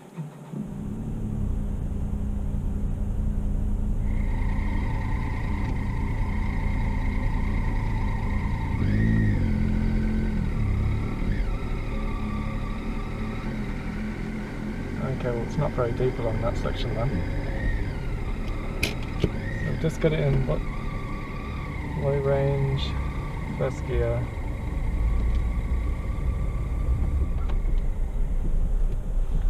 Just get along nice and easy.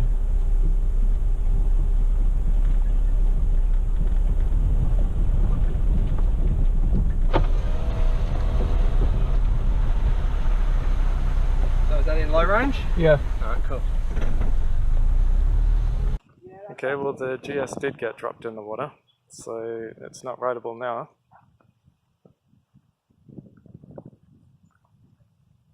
I was getting the Husaberg off the trailer.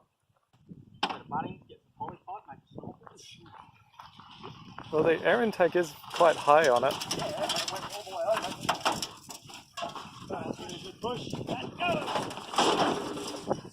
Yeah, it's right there. Yeah. And that whole thing went underwater. Oh. Oh, yeah, all that. Oh, so there's just the start on. There's an air intake right here, like a. Oh yeah. Yeah, so instead of going across or to the side of the river crossing where it was shallower, Paul wasn't really thinking and went through the middle and hit a rock or a pothole or something and kind of dropped the GS in the river. So tonight, or later this afternoon when we're at the caravan park, he's gonna have to take the spark plugs out and wind it over, check the airbox for water and that sort of stuff to get it going again. It's rocky.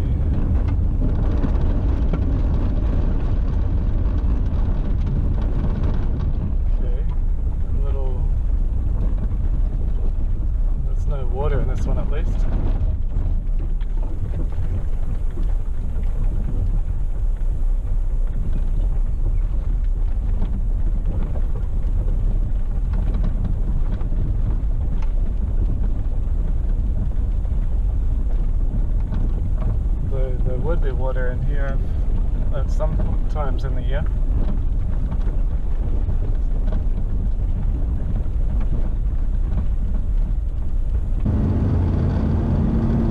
46 k's to Darwin.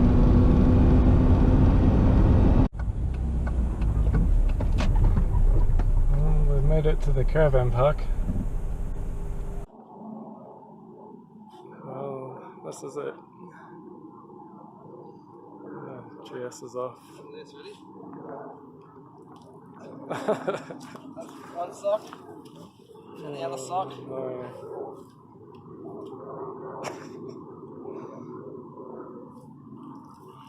Wow. Taking the GS apart now. There's water in the airbox. Take a photo so you remember where you put it. Do you take this one off? Oh, there. I've never taken this off before. You've never taken this off before? Dad has, but I haven't. Alright, take that out and let it dry out. There's water coming out of there. So that's Water in there. What? there you go. That's wet. Yeah, but yeah. There you go. When you fucking pop a headlight fuse. Oh. Okay.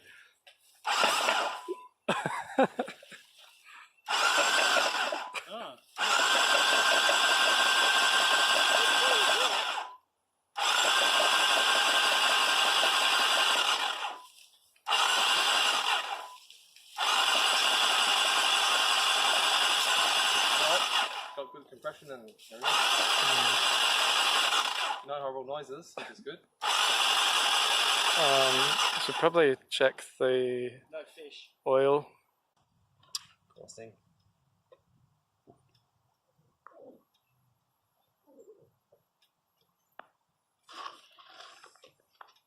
It's very brown and dirty.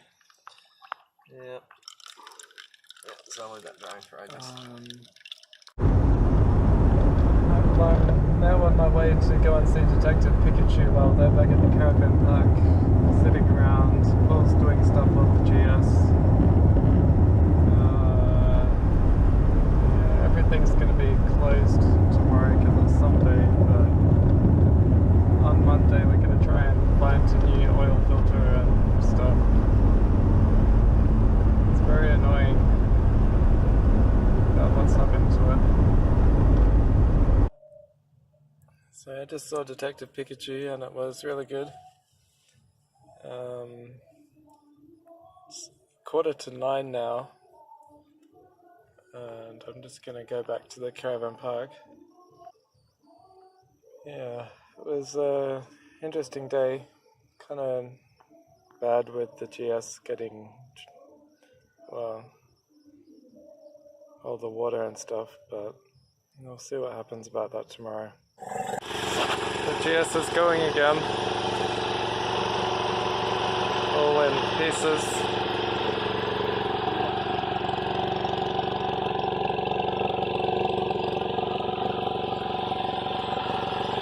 That smoke is just WD-40 that was sprayed everywhere, burning off the exhaust and stuff. Draining it again, that's some very weird looking oil.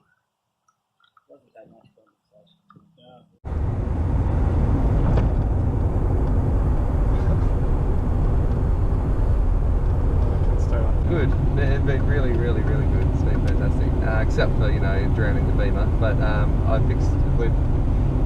drained all the oil and everything, got it back together this morning, and I'm changing the oil a few times because I don't know, if you get water in the oil, it turns into like milk.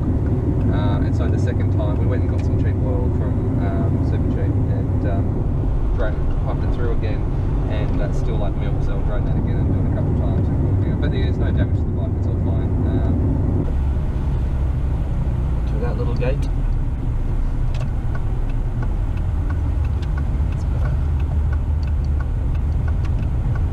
Like 3 cars here.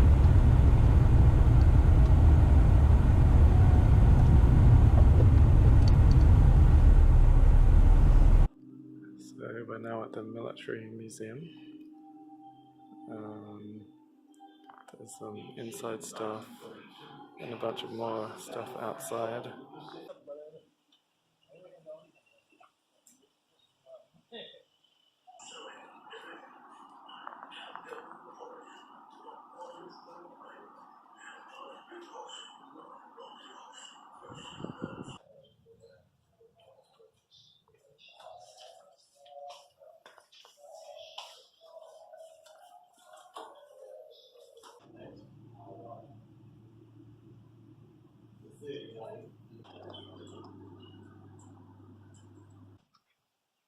It's one big mirror. And here's the gigantic gun in this big concrete bunker type thing.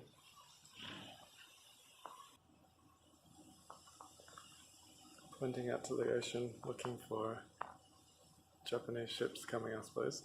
It's the military museum done, which is a pretty interesting place. So now we're going to the underground fuel tunnels. Oh, here's the start of the tunnels.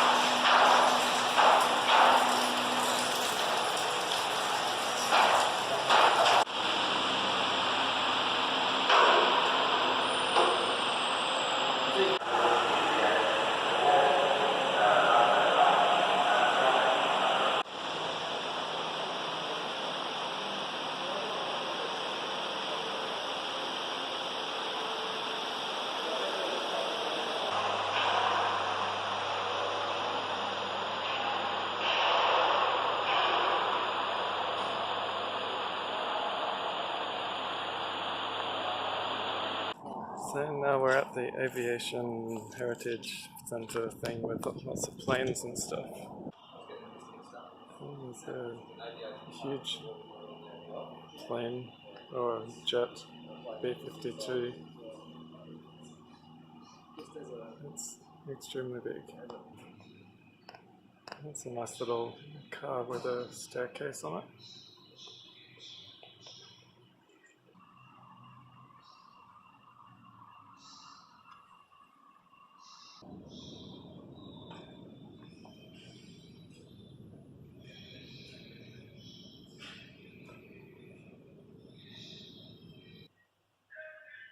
This one's got a lot of guns on it.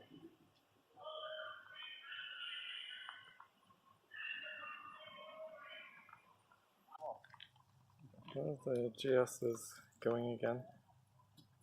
We just took it for a test ride.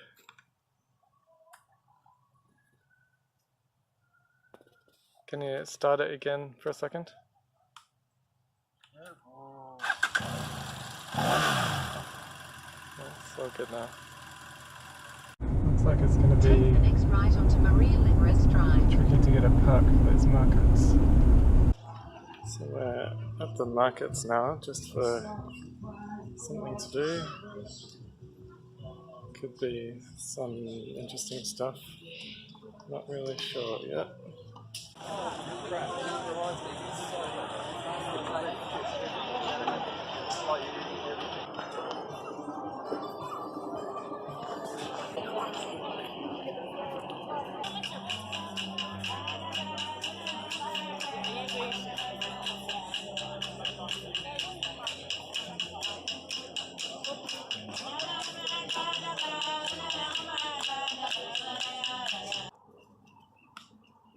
Today we're leaving the caravan park, but not leaving Darwin yet. Tonight we're going to stay with someone that Paul used to work with, who now lives here in Darwin. And the rest of the day what we're going to be doing is stuff to get ready for the rest of the trip. The GS needs a new rear tyre. The DR needs a new rear tyre, and we're going to try and find a new oil filter for the GS. And because it's Monday now, we're just going to go to a few other shops that are open today because they weren't open yesterday.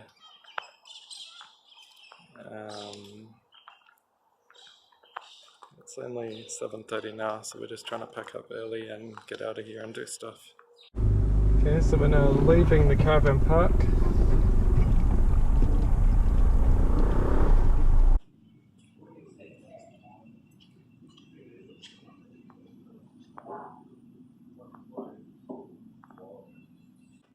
So I found oil filters, that's very good. There's an F700 with the comfort seat. It's the updated version of mine. Oh, I've got a Super Cub here. Surprised they're not all sold yet.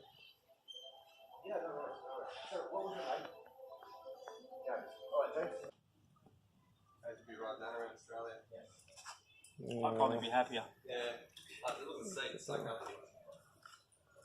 Monkey. Oh no, sit on it as well.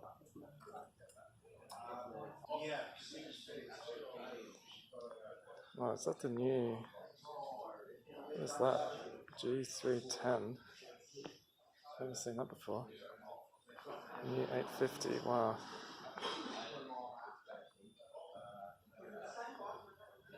$1,200s. Oh, new F800. You just don't know if these are reliable though. Yeah, because it's so new. Yeah, but we know that that's bulletproof. Yeah. Is that second hand? That one? I suppose it is, isn't it? 'Cause it's got... Looks like it. It's got a number plate on there already.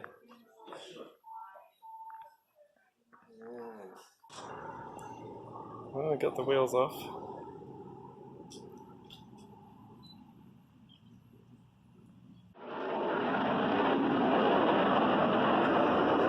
Oh, these jets are incredibly loud.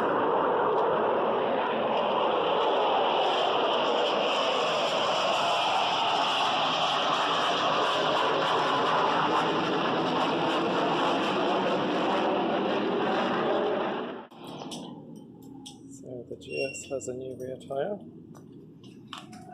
I got the wheels balanced.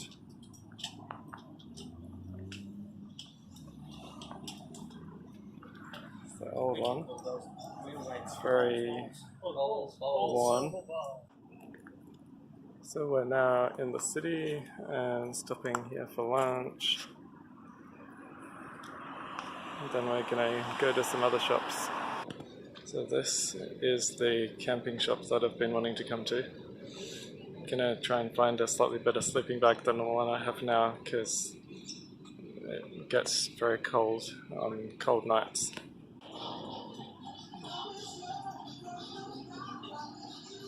It's kind of an old place just with stuff stacked up everywhere. Instead of all neat and tidy like modern shops usually are. I'm going to get this, which is a liner for the sleeping bag to make it warmer, which is basically what I was looking for anyway, because there's another Black Wolf sleeping bag which has 2 layers, for like one for summer and one for winter, so if I can just add an extra layer to the sleeping bag I've already got, that's what I was looking for anyway. And I found some Jetboil utensils, so I'll grab that as a fork, a spoon and a little spatula thing, which will be handy for my Jetboil frying pan. So we're back here again, picking up the DR with its new tyre, and we've just been shopping and stuff, and Paul got a new antenna for the GS's radio, because the old one fell off or it broke it or something, I'm not sure what happened to it. Yeah, that's even bigger than the old one, so it'll have better range, hopefully.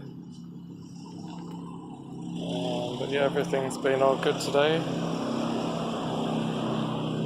It's been a very busy day messing around with all the places we've had to go, but it's been good. We'll be having a nice barbecue soon. So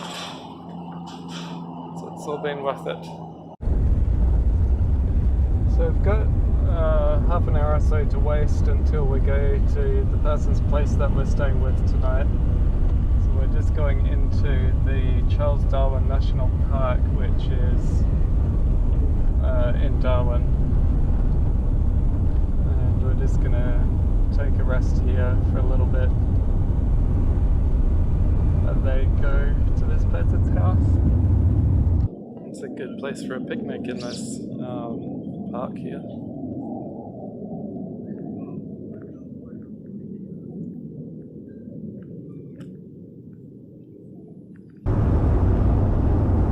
nice new Hyundai Goldwing that's about to come past. It's really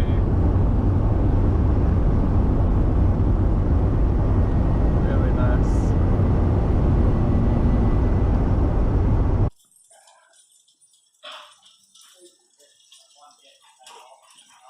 Be nice to get rolling again tomorrow. Yeah. Yeah, really are. Well, we had a nice barbecue last night, and so we're just getting ready to leave again. Well, today we're going to Catherine again, and tonight we're actually going to be camping there this time. Where are they going? And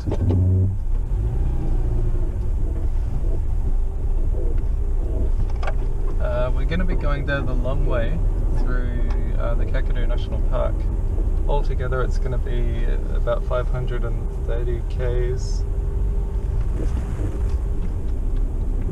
Get this out of low range. Yeah, about 530 k's altogether. So it's going to be a pretty long drive today, but it'll be a good one. And we left nice and early. It's only 7:35 at the moment. So 100 meters at the roundabout. Take the we'll have a lot of time to do all the Ks today.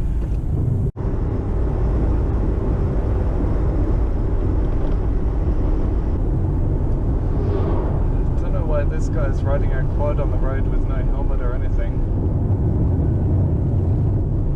Doesn't seem like a very good idea.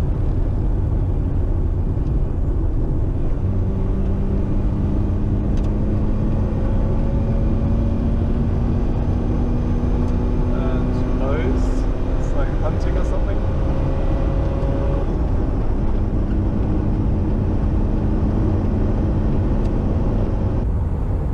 Got a little river crossing here. Very little. Don't think any bikes are gonna get drowned here. And Paul's going to the side this time. That's good.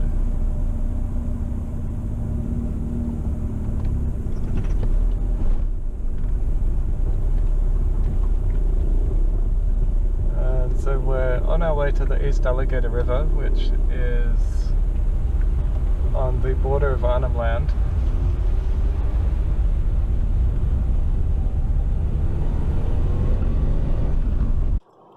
Okay, this is the East Alligator River.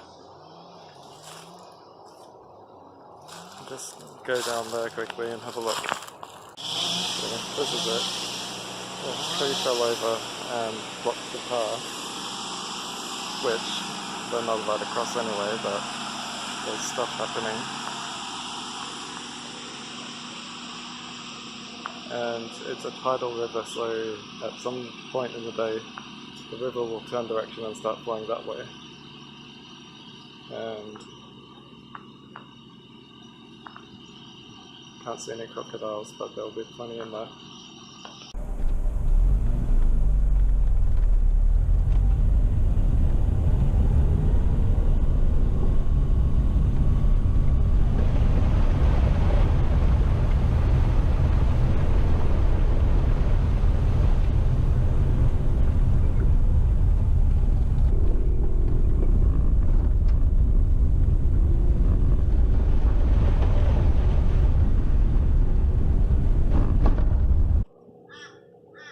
Just stopped here for a bit of a break.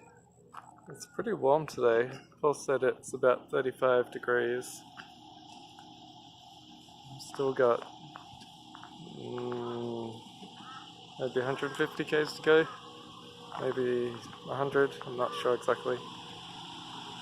It's been a nice drive, but they're uncomfortable in the heat, I think. Back in Catherine again. It's been a very long drive today. Done 625 k's.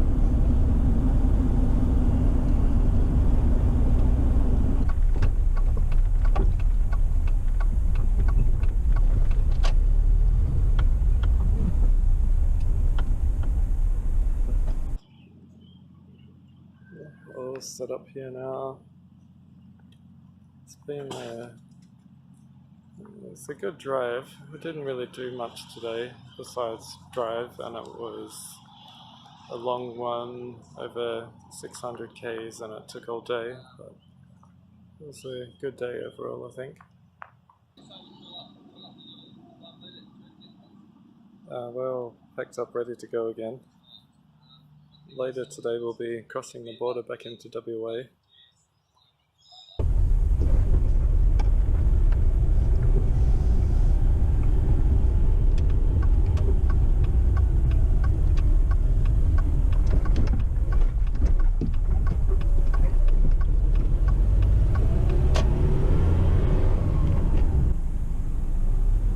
About 8:35 now, and we're on our way.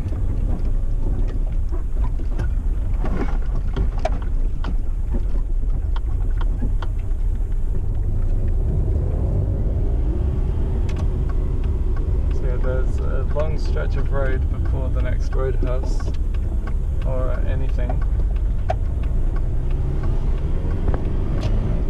and then there's another little town or roadhouse, and then there's the border, which is kind of annoying because going into WA there's a quarantine checkpoint, and being in a car with a trailer they're probably going to want to look through a lot of stuff. So I'm not looking forward to that. But then after the border there's Kununurra, and then after that there's the Gibb River Road, which is kind of the whole reason for coming on this trip to start with.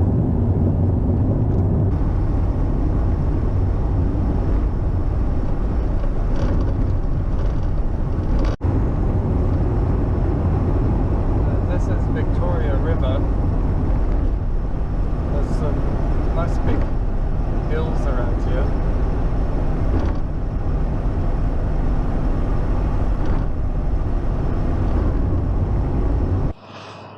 Timber Creek is the first fuel stop of the day.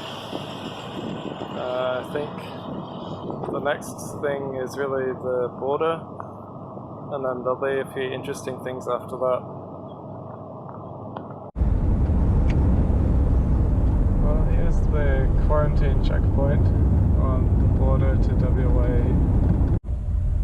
Okay, so 2:39. See what they're gonna want to do.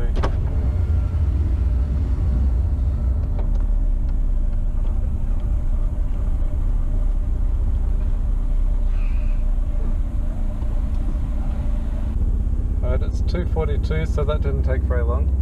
They seem to be less thorough at this one than the SA border crossing.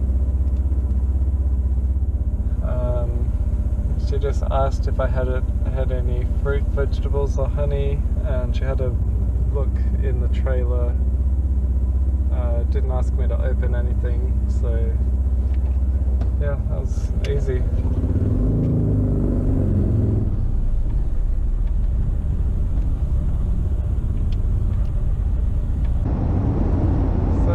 Coming up to Lake Argyle, which is a very big dam.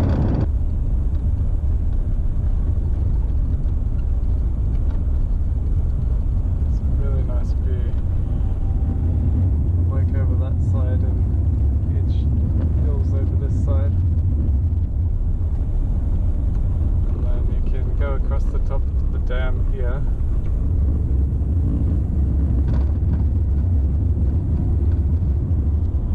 Been here twice before, I think.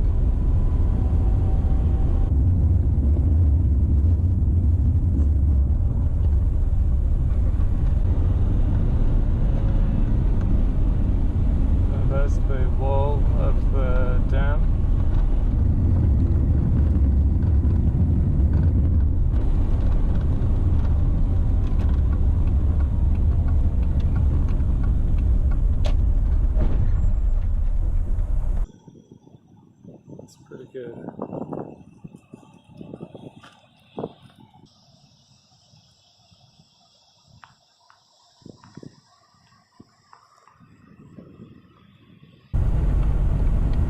this is Kununurra.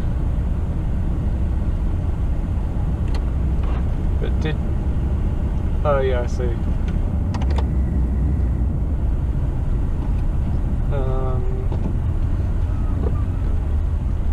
The Lake Argyle was really good. We're thinking about going to Wyndham as well, but it's not really worth it. The view's not as good as Lake Argyle, and it's getting too late for that now anyway. We've done 594 k's so far today, and we've still got a little bit more to go, I think. So we're going to keep going, not stay here at Kununurra, but that means we've still got 100 k's to go until the Questro station, which is where there's some sort of resort caravan park type place there. So this is the start of the Gibb River Road. Doesn't turn to gravel until later on.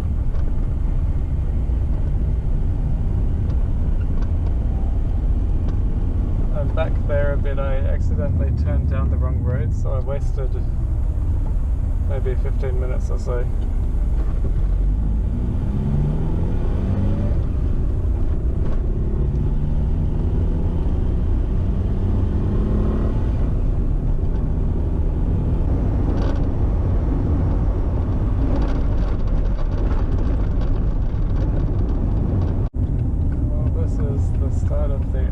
Station.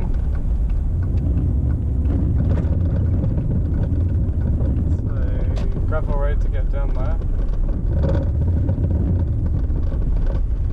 and it's 10 to 5 now, so very close to sunset, as you can tell.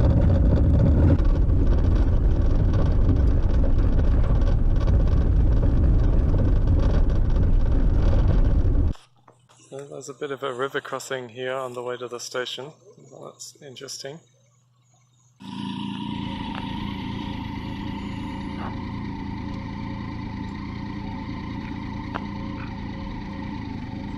It's gonna do it.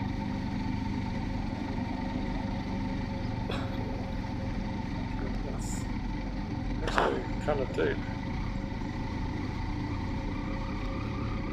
They did it. Okay, well the tiger made it across alright. So now it's time for Paul.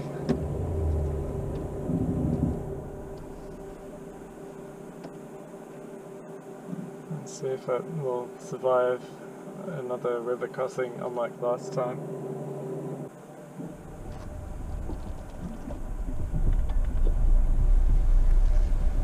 Going through the side. Yeah, that's all good. Very good. Very good.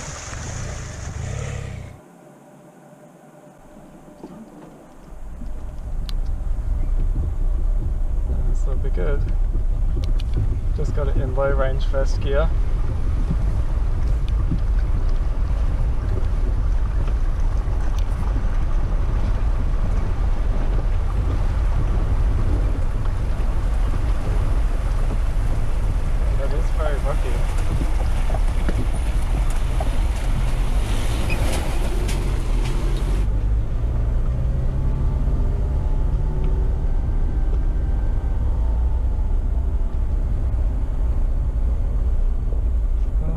Fun. There's another river crossing. Let's see if the GS is going to make it. And yeah, seems alright.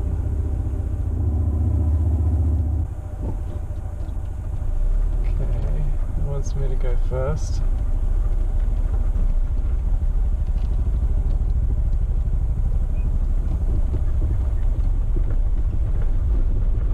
Doesn't seem as deep as the other one.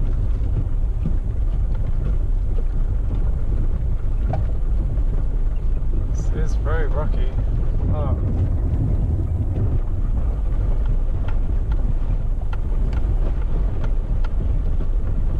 Now I see why Mick had a bit of trouble.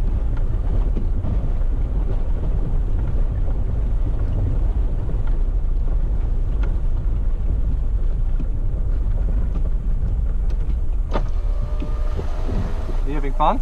Yeah. It got deeper at the end. Yeah, it seems like it.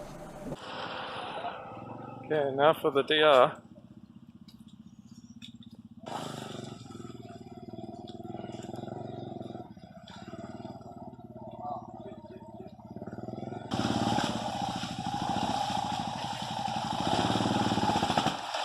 Oops.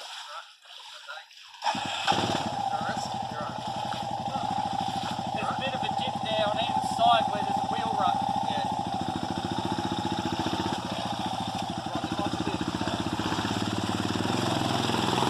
There we go. It looks like we're here anyway.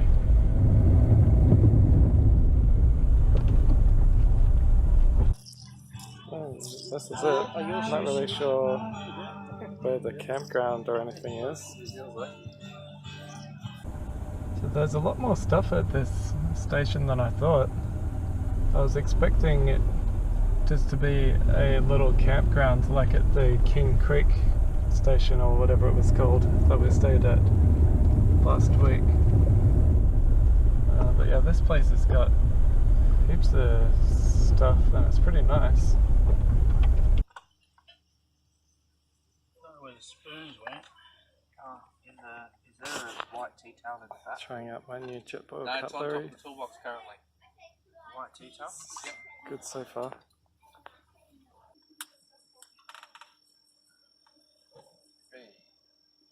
That's better.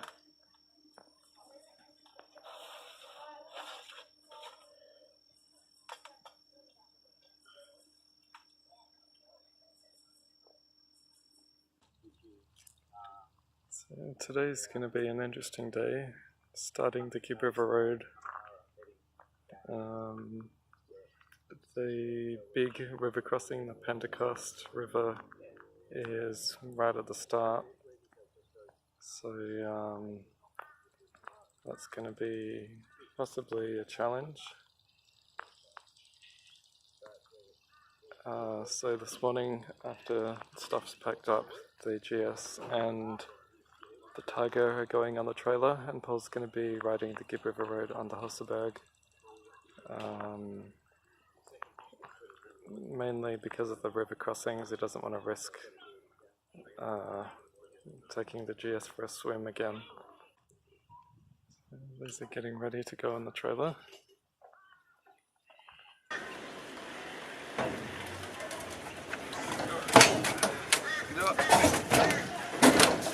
Yep.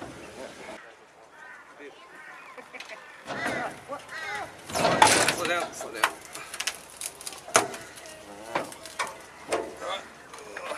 You never get out, or? Yeah, no, I gotta take handlebars off. Pick it up, That's right, it's right on the edge of the business shop. Alright, give it a push. I've got no handlebars, just so you know.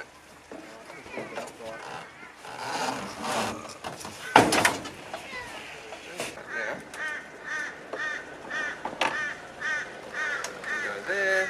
Through the end so it can't fall off. Oh, right.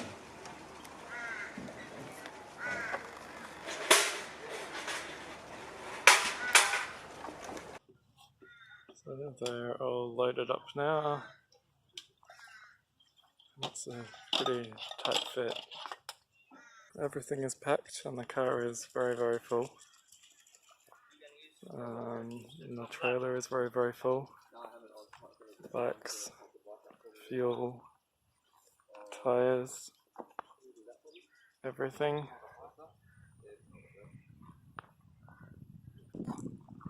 I'll just filled up here before we go with some more expensive fuel. 205, not as bad as that place on the Great Central Road. Helicopter with some nice hills in the background. Probably be a decent place to stay for 2 or 3 days to have a look around the area.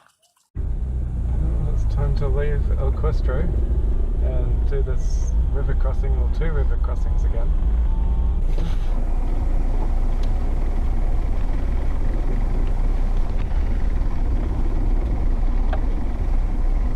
And then the Husaberg can do it.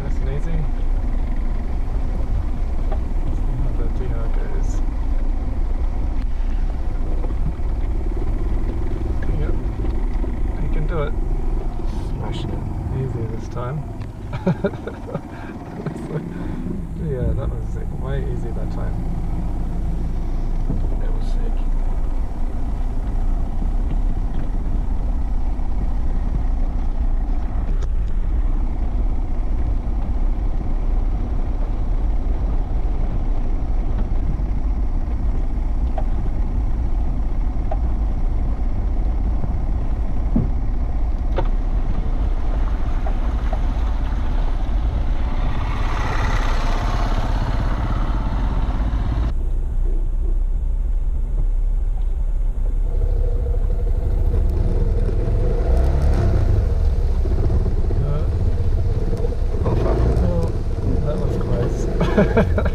Holy shit, that was fucking cool.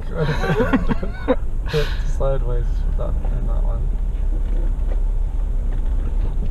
You know the saying, when in doubt, throttle out. Yeah. Nope, don't crash into us.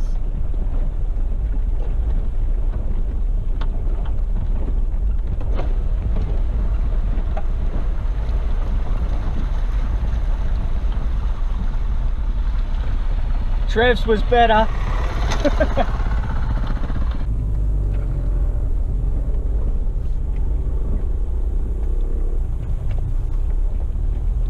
Oh, this is the start of the gravel road. Seems like there's a fair bit of traffic as well, so it's definitely a popular road. It's a very popular road and it's right at the beginning of the tourist season.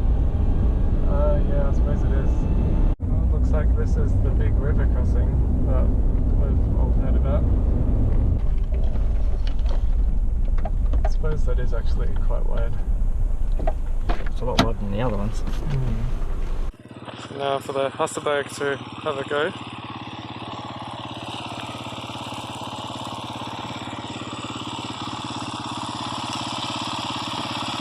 And the DR.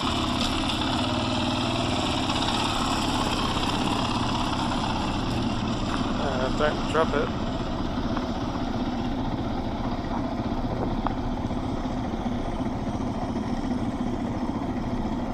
Looks pretty easy.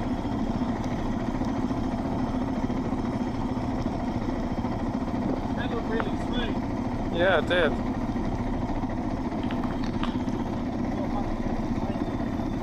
And just a little bit at the end.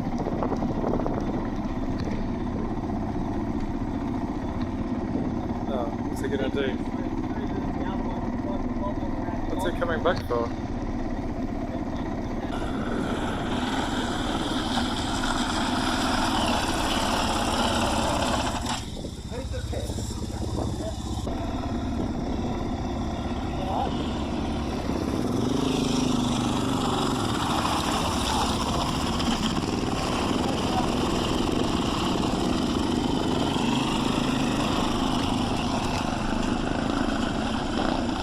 Oh. There goes the DR.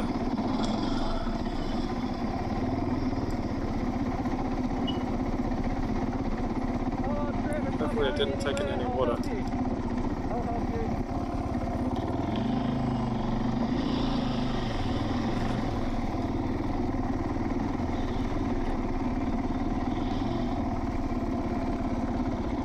It's only in a shallow bit, so it's probably okay.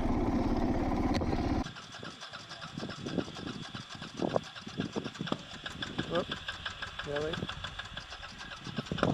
There we go.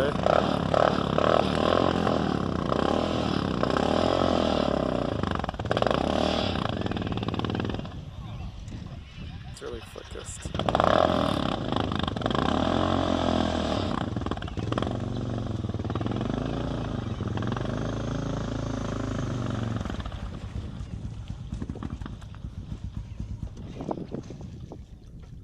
That's that bit done.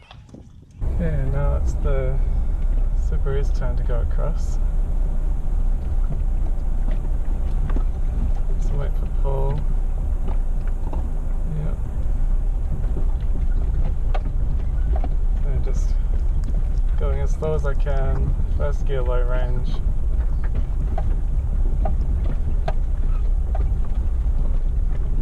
is the river crossing we've all been worried about this whole trip. So this must be low tide.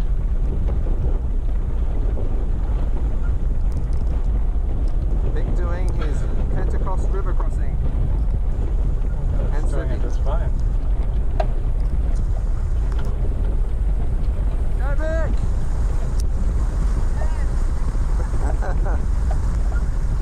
There's a high bit here. He took the tiger across the river.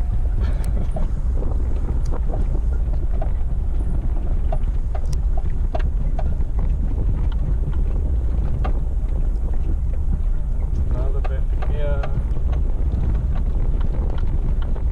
This part seems pretty shallow.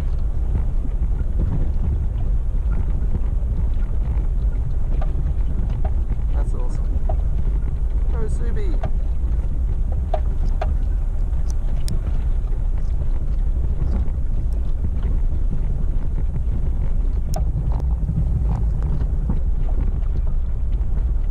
Oh, that was very good.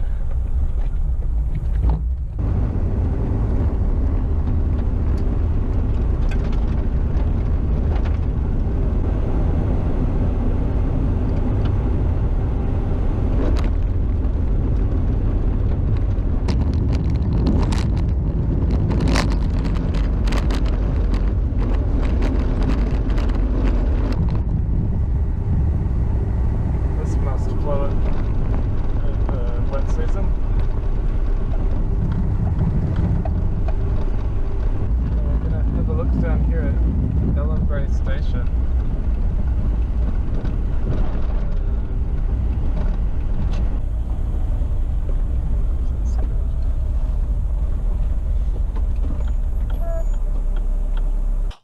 Got chickens here.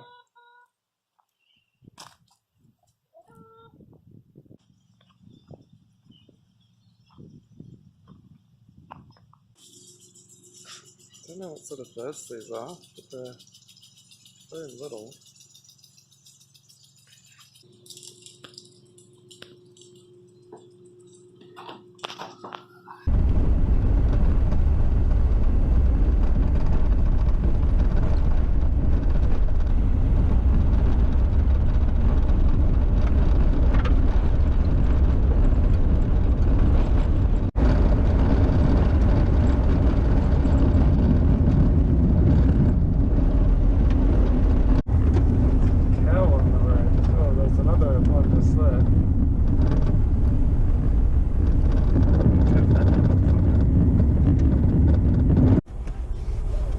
Wasted about half an hour on the side of the road here because Paul noticed the GoPro had fallen off his bike because the mounting thing had snapped.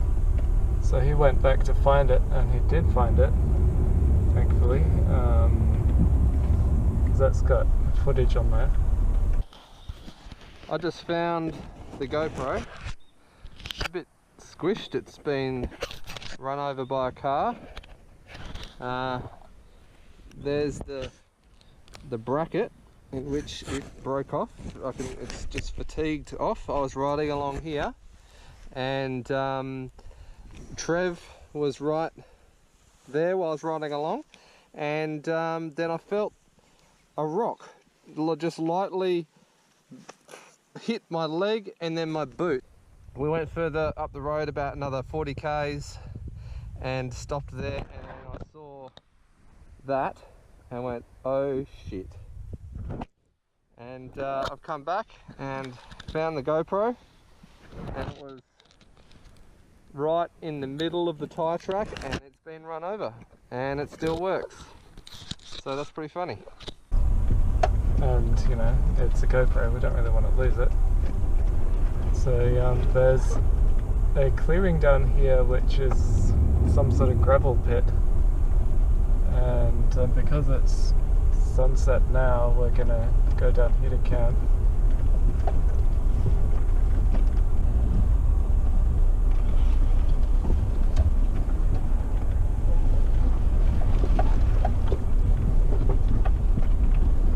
There we go. Oh, looks like this is it.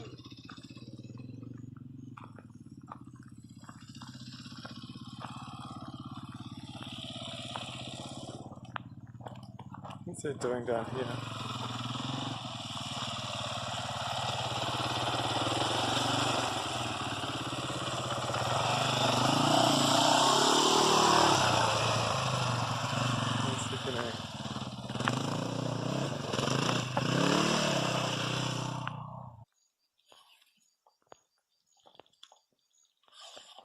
Well, this is the life, eh, kids? That's it.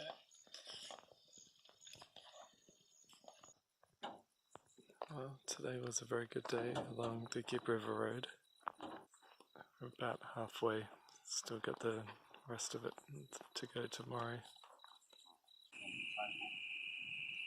It's another nice morning for a tea and to get ready to go. So we're nearly all packed up, just pumping the tyres up on the trailer a bit because they were a bit too low. We let them down quite a bit for the river crossing yesterday. Well, it's 7:22 and time to go. It's a decent little spot for camping.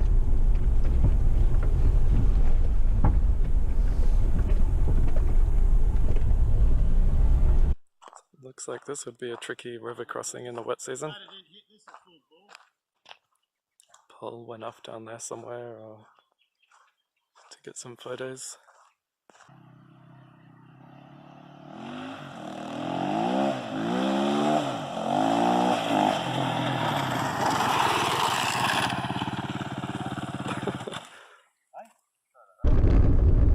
Roadhouse down here, so we're almost out of fuel.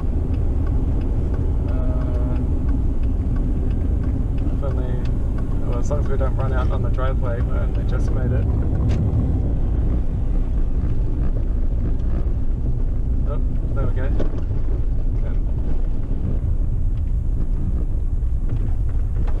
Just rolling.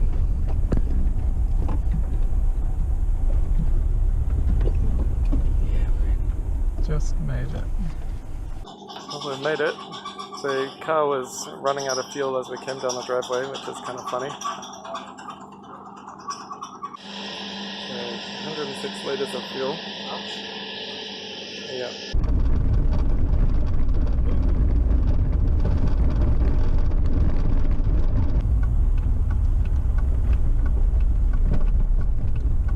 Just a little community of some kind. Park over here. Maybe go around the left of the tree, double back round, face that way with the cab under the shade. So we stopped here just for a break, and then Paul noticed that this tyre is going down, so we're gonna have to change it. Well, we need a drop air out of this one anyway, I think. Well, that didn't take very long.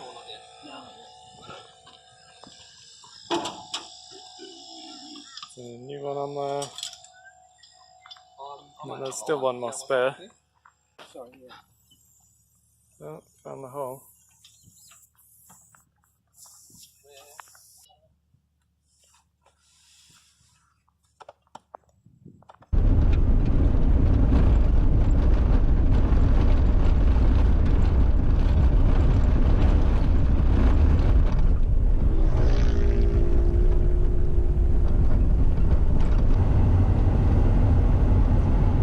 Nice view of the Rocky Hills again.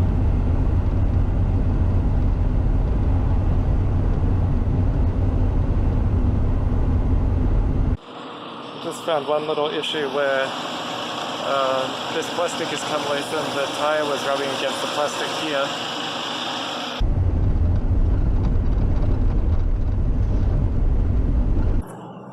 Yeah, just the Husaberg needs fuel again. And this might be the end of the Gibb River Road because we've just come onto some bitumen a minute or so ago.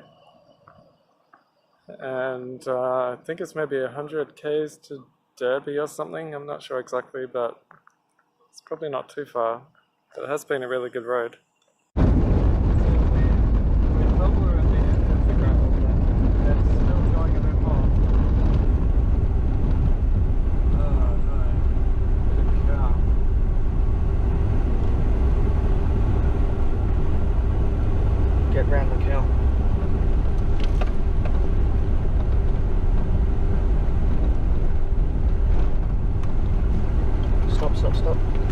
Oh no.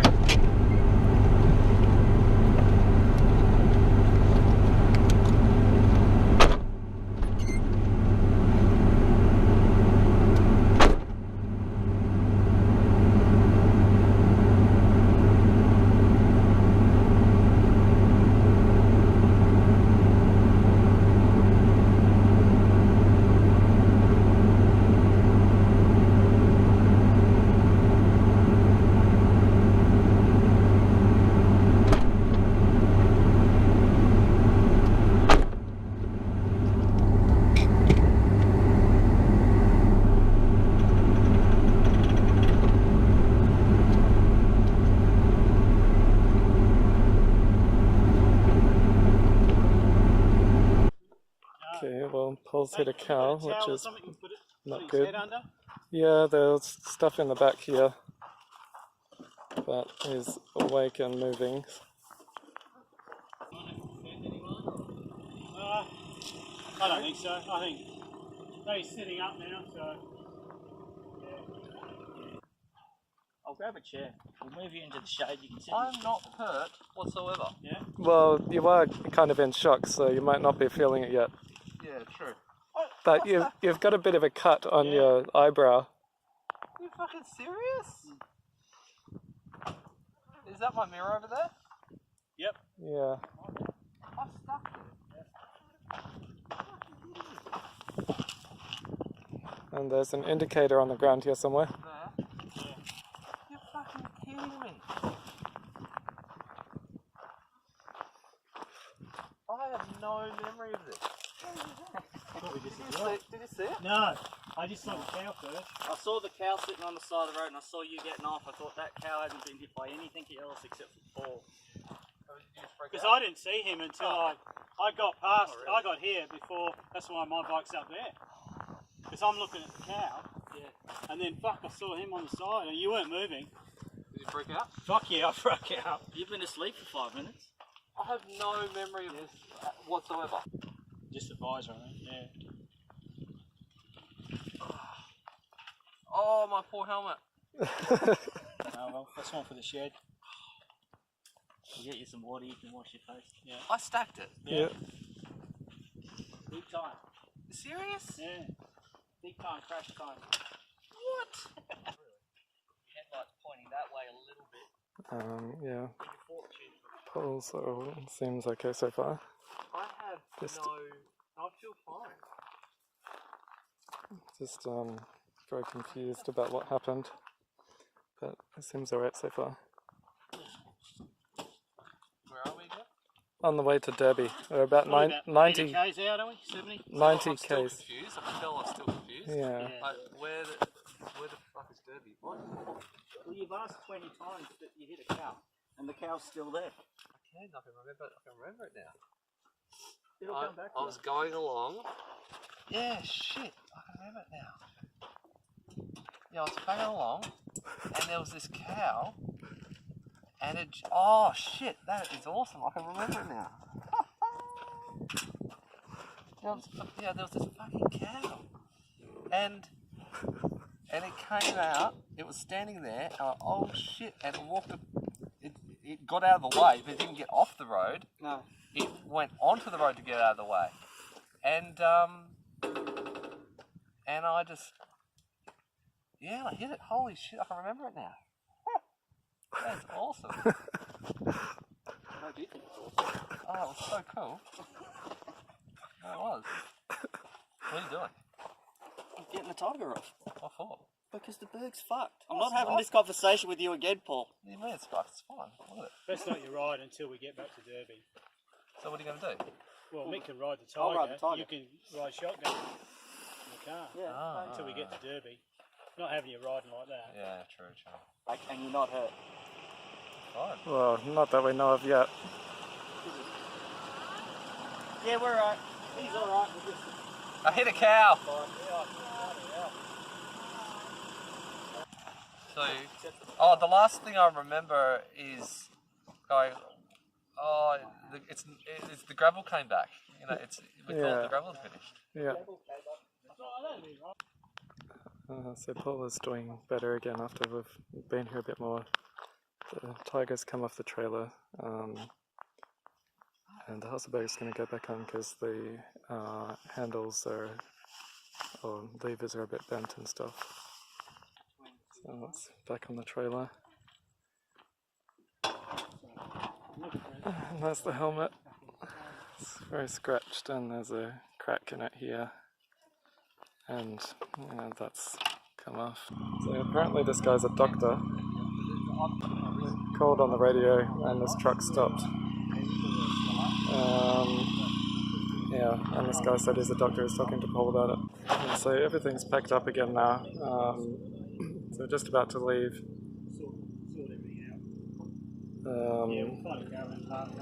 And yeah, we're just going to go straight to the Derby Hospital to get Paul checked out a bit better. So we're now 20 k's from Derby. Paul's in the car with me and he's doing alright. Hello. Yeah, oh my god, just got a concussion. And there's Mick. Well, we're here at the Derby Hospital now. We're gonna, well, Paul's already going in. Gonna have a look, see what's happened.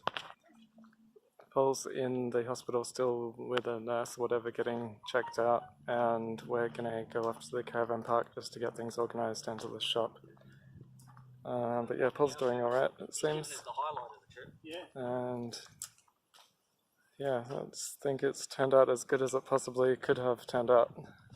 At the caravan park now, just getting things a bit organised. Took the trailer off, emptied the camping stuff out so I can put the seats up, and just noticed one of the water bottles has leaked in here. Wow, what a day. I've just been to the shop to get some more drinks and a bit of food and stuff. I haven't heard anything more from Paul yet. So Paul spent about 5 hours in the hospital yesterday afternoon, evening. Picked him up at about 6:30. And yeah, he had some x-rays and tests and stuff and he's all good. Apart from a concussion and bruises and stuff. But yeah, it's amazing that he managed to survive that without no serious injuries. It's extremely good. We're leaving the caravan park now. Got a few things to do in Derby before we go to Broome. And I'm in the car. Yeah. We're now leaving Derby. Finally, it's about 10:30. And just on a video on his dash cam. Talking. Yeah, we've spent a bunch of time here. But yeah, we're gonna start heading towards, well, south really, just to get as far as we can.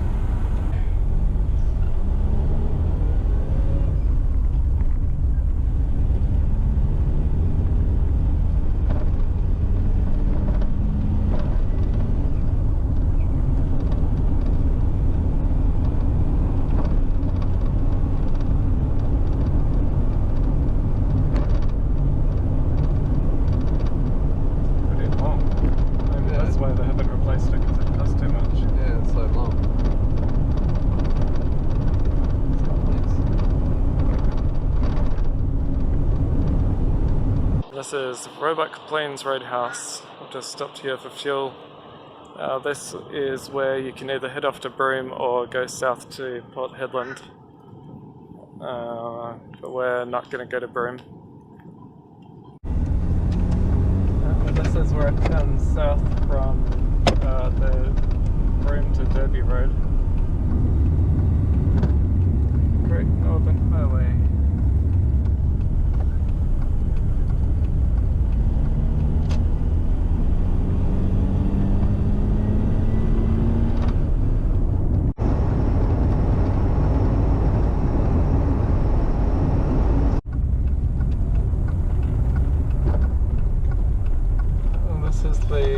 Sandfire Roadhouse, and it's 4:18 and we've done nearly 480 k's so far today. It's getting pretty late.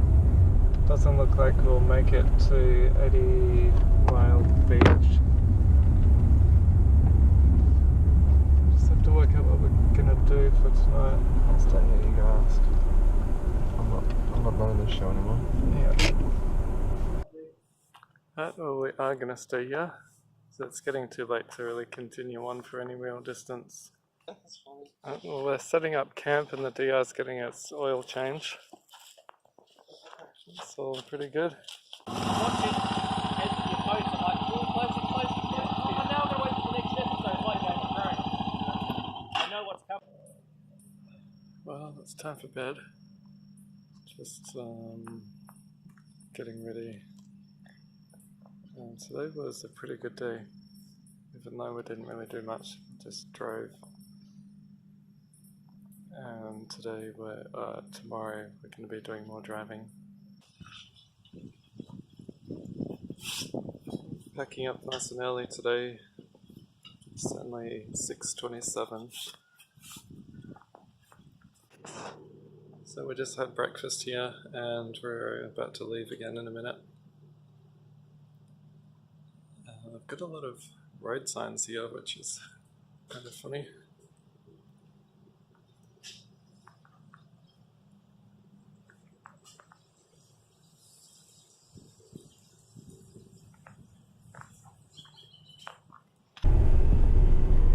It's time to leave the Sandfire Roadhouse for another long day of driving. So 10 to 8.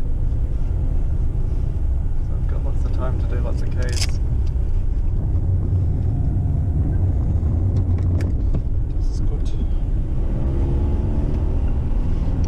150 Ks to Port Hedland.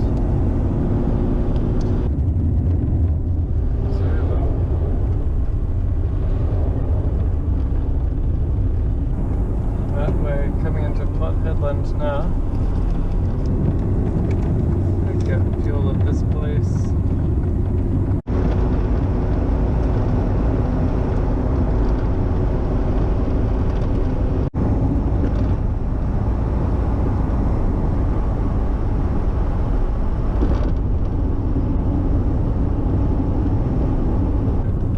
So we're at the turn off to the mine that Paul works at, which is kind of funny.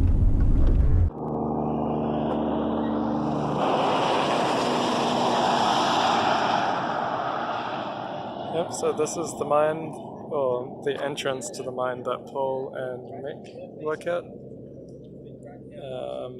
Trevor works at a mine that we've already passed at, or I think that's what Paul said. And this is another guy that they work with. They're just talking about the cow incident. Well, here's Newman after 738 Ks today. Wow, that is long. Look at that time in a second.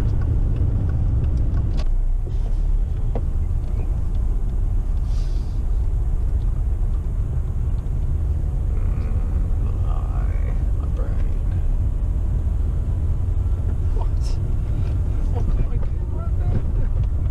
Yeah, there's a nice grassed area there, but we have to camp on this stuff. The cracker dust. Of course. Today was pretty good. Just a very long drive. Over 700 Ks. Tomorrow's not going to be quite that much, and we're going to be going to somewhere I've forgotten the name of. Well, we're now leaving Newman for another long drive to... what are you doing? Long drive to... what's it called again? I don't know, where are we going? Mount Magnet. Mount Magnet, that's right, I keep forgetting the name. I think it's somewhere between... No, it's a bit over 600 Ks, I think. Yeah, it's 616 Ks.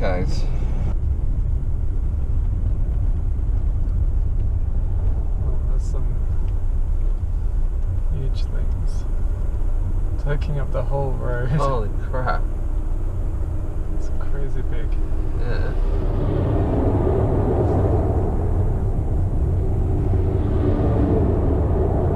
We've done 430 Ks so far today, and we're now going through Minkadarra.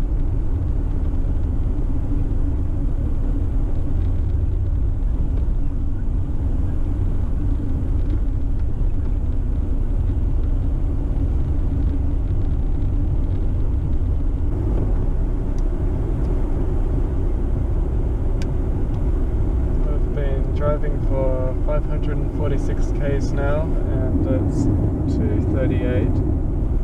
This is Q that we're going through, and there's only about 85 or 80 k's left until Mount Magnet, so not too much further to go now. I've made it to Mount Magnet, 627 k's, and it's 3:37, so I've been driving for a long time. Haven't really done anything else. Mount Magnet Caravan Park, this is it. So because today or tonight is our last night camping, we're gonna go over to the pub for a meal. Should be good. Kind of sad that it's the last night though. That's the one. It's funny that we go all this time camping and it's only on the last night that it rains. Only rained a little bit though, so it wasn't too bad. Some stuff is a little bit wet. So we're now leaving Mount Magnet, and it's about 7:45, so we're leaving nice and early again. It's about, well, a bit over 500 k's to Perth, I think.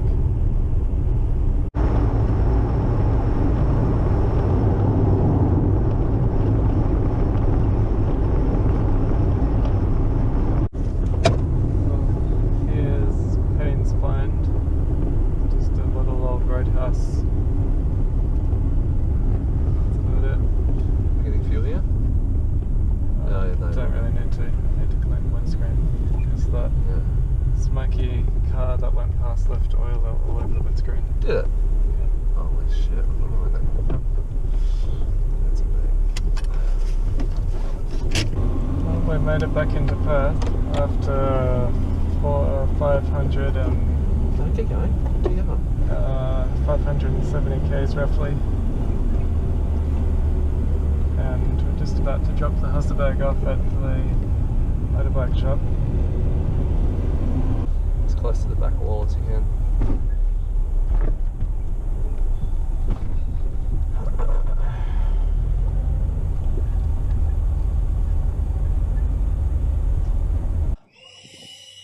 I've just got it off the trailer and over here with all the other bikes.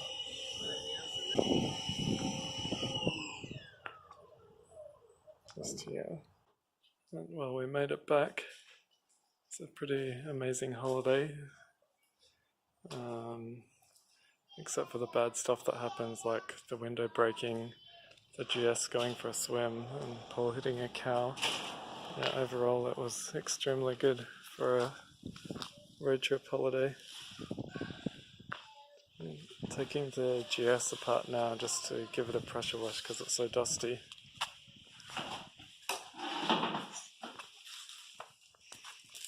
Yeah, the GS went super well, and everything else went pretty well.